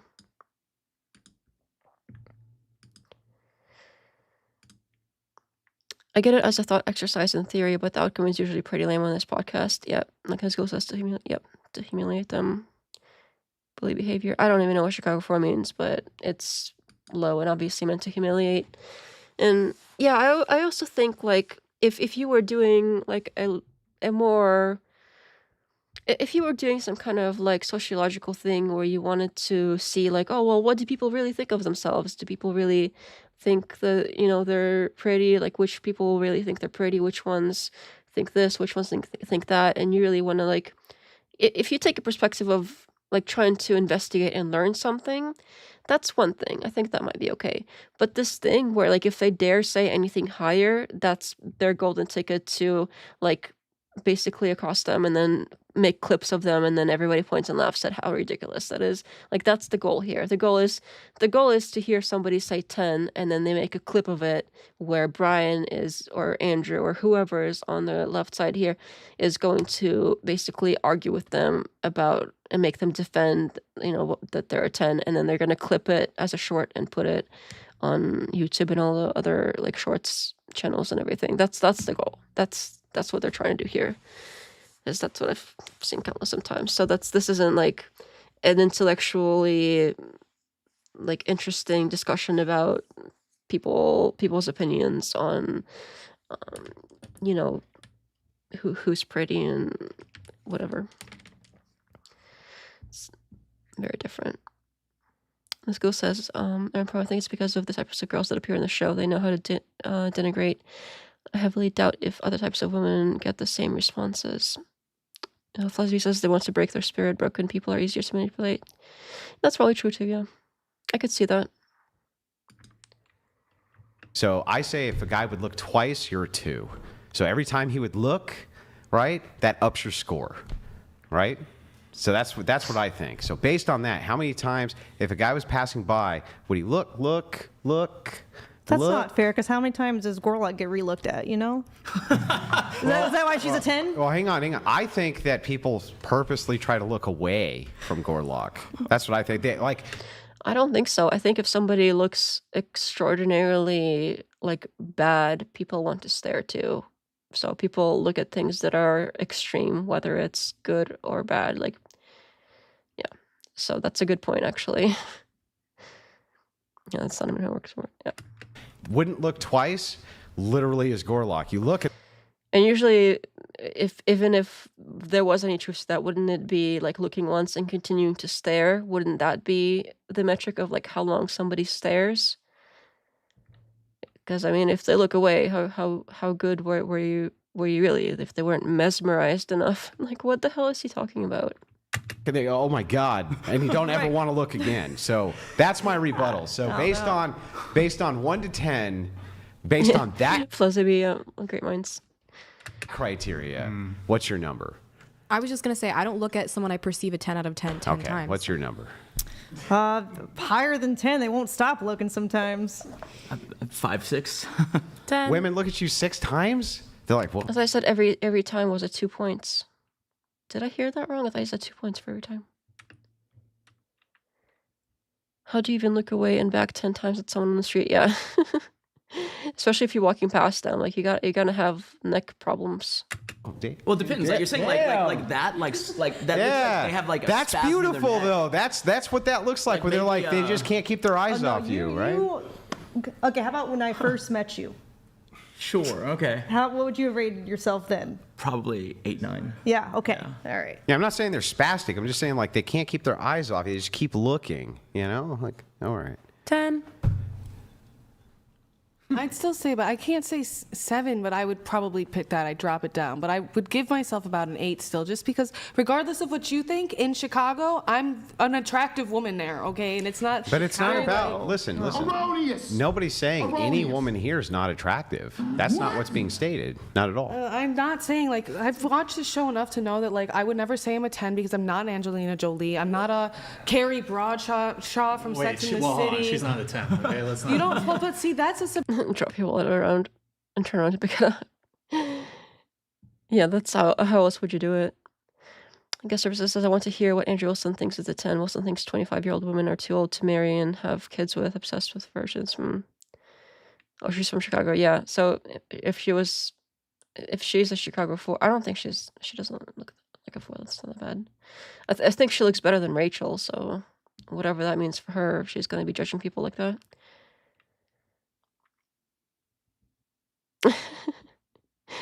Yeah, it's got. I mean, for him, a 10 must be like 18. We'll keep it, adult here, but probably like barely, probably like an 18-year-old like supermodel, and even then, he might say 9. She's got to be like robot perfect and never speak and etc. subjective thing, because in my mind, I think Carrie Bradshaw. In fact, if she doesn't even have a mouth, that's a perfect 10 for him. Because if a woman is even capable of speaking, that's knocking her down at least 3 points in his mind. Because women speaking, I mean, unacceptable for his opinion, right? So if she's got like her mouth sewn shut or something, that's got to be what he thinks is a 10.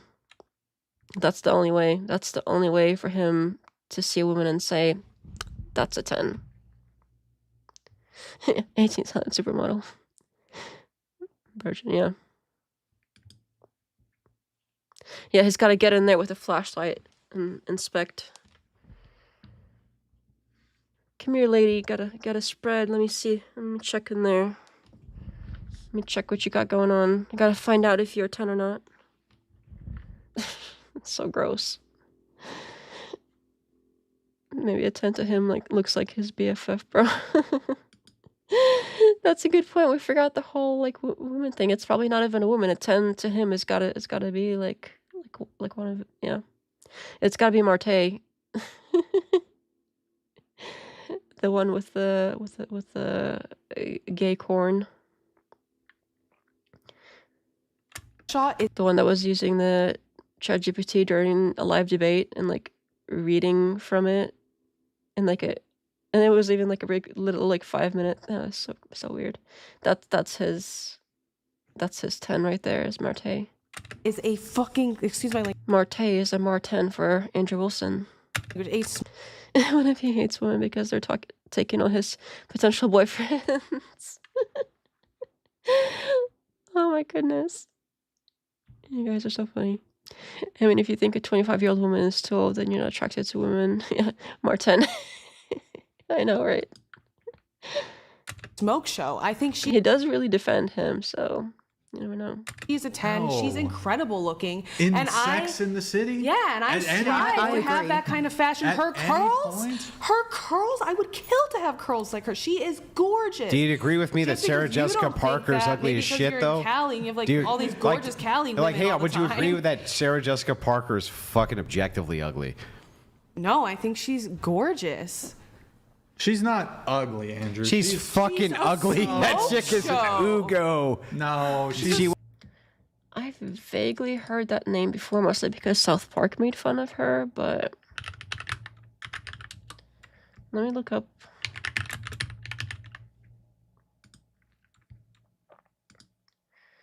That's not bad. I mean, she's just, let me pull it up for you here 1 second.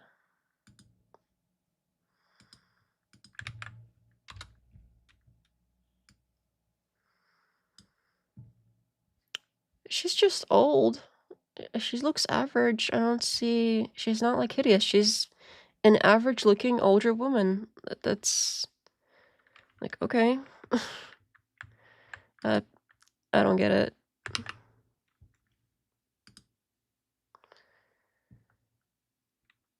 Oh no, I let you see my key light.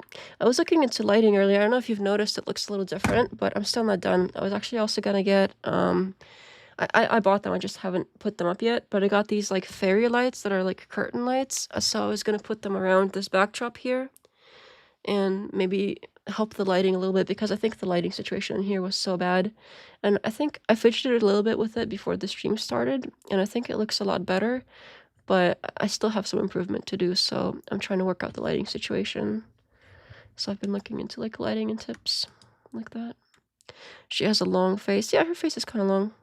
I mean, I'm not saying she's beautiful or like gorgeous or whatever, but she's like an average looking older lady. I wouldn't call that like ugly. Like to him, it's like everything is ugly. I mean, have you seen yourself, Andrew?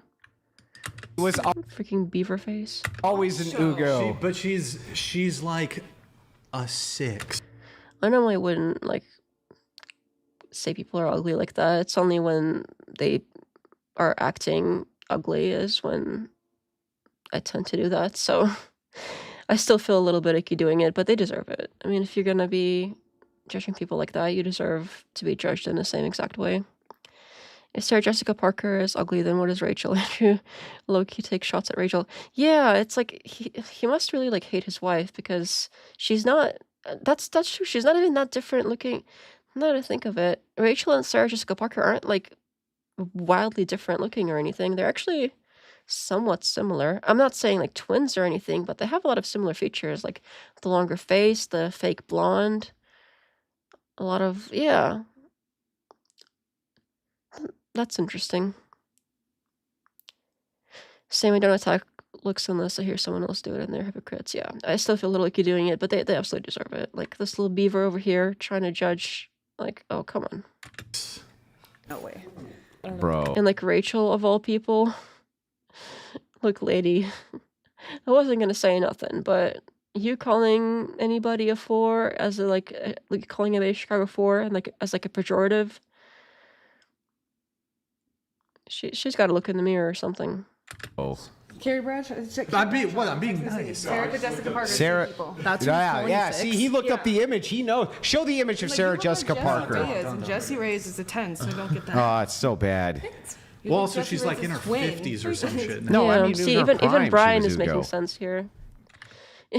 things are completely off the rails when Brian is the voice of reason against Andrew. That's something. I didn't think about that. They do have similar features. Yeah, kind of like the longer faces and the blonde. Yeah. No, she's not an ugly woman. She was an ugly woman, She's bro. not an ugly woman. She's like average-ish Yeah. looking. She has the nose of the Wicked Witch of the West, Ooh, bro. Carrie Bradshaw?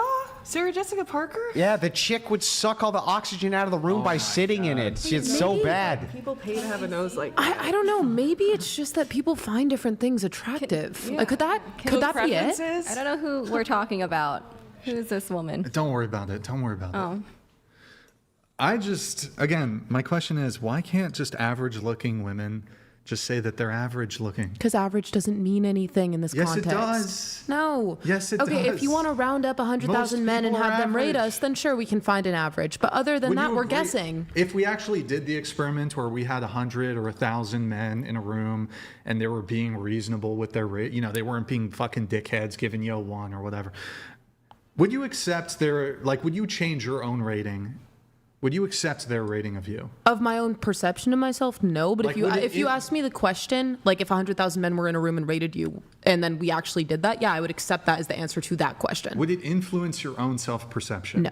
To have that many people arrive at an average? No. Okay, all right. That It's doesn't. interesting. I'm just curious for, I guess, these fucking stunners right here, these 4. This is so disgusting. Like he's obviously saying that in this disgusting, sarcastic way, and Andrew's sitting there like laughing at them. They're right there. That's so mean. Like, and of course they're like, oh, calling things mean. Oh, you meanie Andrew is gonna be like doing his mimicking voice thing about like how people call things out that are rude. Like, yeah, that's rude, being a dick. So, okay, he admits it, except he puts this like annoying voice to it. Anytime his critics have a point, he just says it in an annoying voice, and that's supposed to like wave it away. That's so gross. Hold on, really quick. Stunning. Really quick. Look at what is that? Look at yourself, dude. Ugh. Rate me, and I won't be offended. You can, just my looks though. Don't they seat them in order of what they think is Don't they seat them in order of what they think is prettiest to ugliest to? Maybe they do tend to seat like the more like prettier, attractive girls on the right side, but they also tend to be like the OnlyFans girls. So I think they tend to put like the OnlyFans girls on the right hand side, like the ones that they want to talk to the most, like the prettier ones, and then they put anyone if they have like somebody that's like a right-wing female. I'm using their terminology here because they're all females here. If they have like a right-wing lady, then they'll put her next to them. So sometimes they'll put like other women that they actually like next to them. They'll put them on their side. Like I think this girl over here on the left side here, the one that's sitting next to them, with the dark hair, I think she seems to be more on their side, so she's gonna be over there. So they put visually like, yeah, I'm not sure exactly what the order is, but it does seem like they put like the prettiest OnlyFans on the right, and then they put the ones that agree with them on the left, and then they put everybody else sort of in between.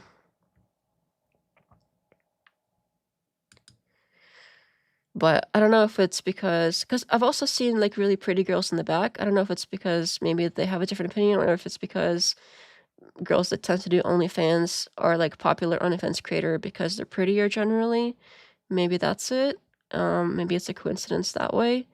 But I have seen very pretty girls in the back too that I would think are prettier than the ones on the side sometimes. So I don't know. I don't see anybody like ugly on this panel, so I don't know what the hell they're talking about.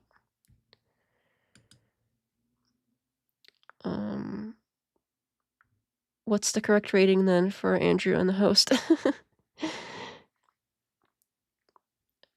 I mean, knowing all of his opinions and everything, he just disgusts me, so I don't think like trying to rate him on his appearance would be fair, just because I get like such an ick when looking at him.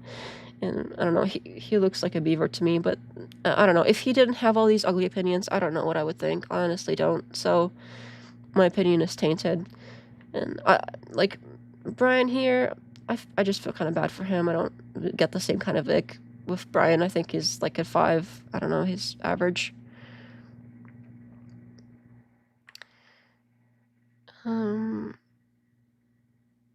Andrew has a huge public fear for orthodoxy. I have to wonder if his spiritual father is just impotent, or if he's willing to overlook Andrew's behavior because of the new converts he's bringing in.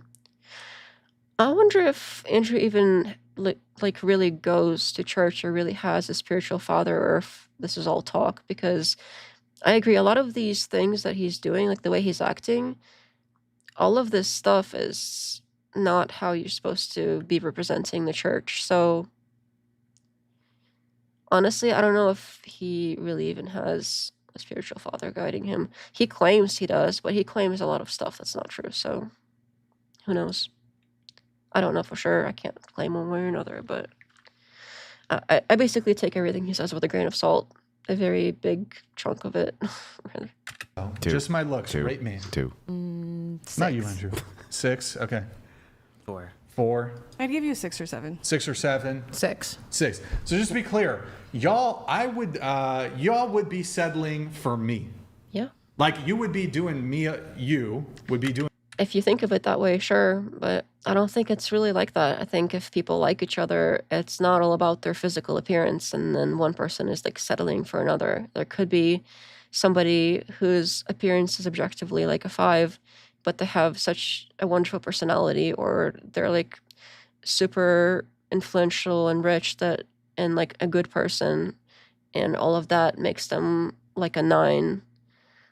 So this whole like judging only looks thing and trying to apply that to like, oh, you're settling for somebody, that doesn't really work, because people, even people who are like slightly less attractive than other people, like objectively speaking, they have a lot of other things to offer. It's not all about looks. So somebody could be really pretty, and that does often happen too, that somebody's gorgeous, but they're just a really bad person, and it brings them down. Like somebody would have to settle for them because they're insufferable to be around or something. Yeah. It is what it is, but yeah, him trying to apply it to like, oh, you got to be settling for me, then it doesn't make sense. Doing me a favor. Just to be clear, you'd be doing me a favor. No, like, I mean, on my level of like what I would find attractive in a man and rate you, I still like, for me personally, average is like 5 to 8. Just because I gave myself an 8 doesn't mean that I don't think that's like an average rating. There's like, it's not like mid-range. I don't think like I'm as beautiful as she is, but also I don't think her beauty takes like away from mine, you know what I mean? And for you, it's like you are still an attractive person, and I wouldn't. I understand. I don't think you're like.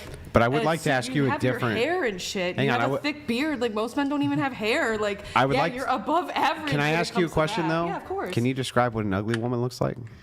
Is Brian just sitting here fishing for compliments? He's sitting like, yes, my beard. Oh my goodness. Okay, I'm over this whole rating thing. I think we've harped enough on that. I don't know if I might have to call it a night soon if this isn't gonna be anything more interesting. I wear what's comfortable, right? Not what makes me look great. I wear what's comfortable. Women, they tend to wear, and they spend hours making sure that their clothing presents them in the best light possible. I also tend to wear what's comfortable. I don't know what he's like generalizing here about. I think women also like to be comfortable. I think most women also like to look good, but it doesn't mean they don't like to be comfortable. Possible, okay? Let me ask you this, and I'm going to hope to God you guys tell me the truth, but I'm going to hope. How long did it take you to pick your outfit for today's show? 1 second. For me, if anyone's wondering. 10 minutes. Okay, that might be true. You? 10 minutes, but it took longer to actually make it wearable because it was ruined before. How much time did you spend on your makeup? 20. Nope. Oops. Oh, gosh. Ah, damn. I'm so sorry. It was like trying to creep through a tiny little space. And then how much time did you spend on your makeup? Did somebody just trip over a light or something? Because I saw like a light flash across and tumble. Probably about 40 minutes. Flezzy B says, I also wear it's comfortable. My shirts are 2 sizes big because I don't like my clothes to touch me. Yeah, same thing. I like the really baggy stuff. Yeah, I don't know. This is... I definitely wasn't planning on spending the whole night, like, reviewing the entire show, because I know these tend to last, like, into the wee hours of the morning, so... I think we might call it a day, or night, rather, because... I don't know. I think we've gone through enough of it. Now they're kind of circling about what's pretty and what's not pretty, and what women spending time on looks and more about looks, and I don't know, I feel like we've covered the looks part as well, so. Anyway. Thanks for hanging out, everybody. There is a Discord. If you scroll up a little bit, Nightbot there put a link in the Discord in the chat. And there's also there's the donor link too right there. So if anyone cares to do that, can do that at any time, online, offline, whatever. It always works. So feel free, but don't feel obligated or anything. It's all good. No pressure. I'll still be here. But yeah. Yeah, like the stream, do all the subscribing and whatever, y'all. And I'm sure that you're all either average or good-looking people. I don't think that many people are, like, ugly. I don't know what this, like, obsession with calling people ugly is on Andrew Sport, but I find it annoying. So, all of you wonderful, beautiful people, have a good night. And thanks for hanging out with me, and thanks for chatting, and yeah, thanks for keeping me company. And I had fun. I hope you all had fun too. Yeah, you're all tense.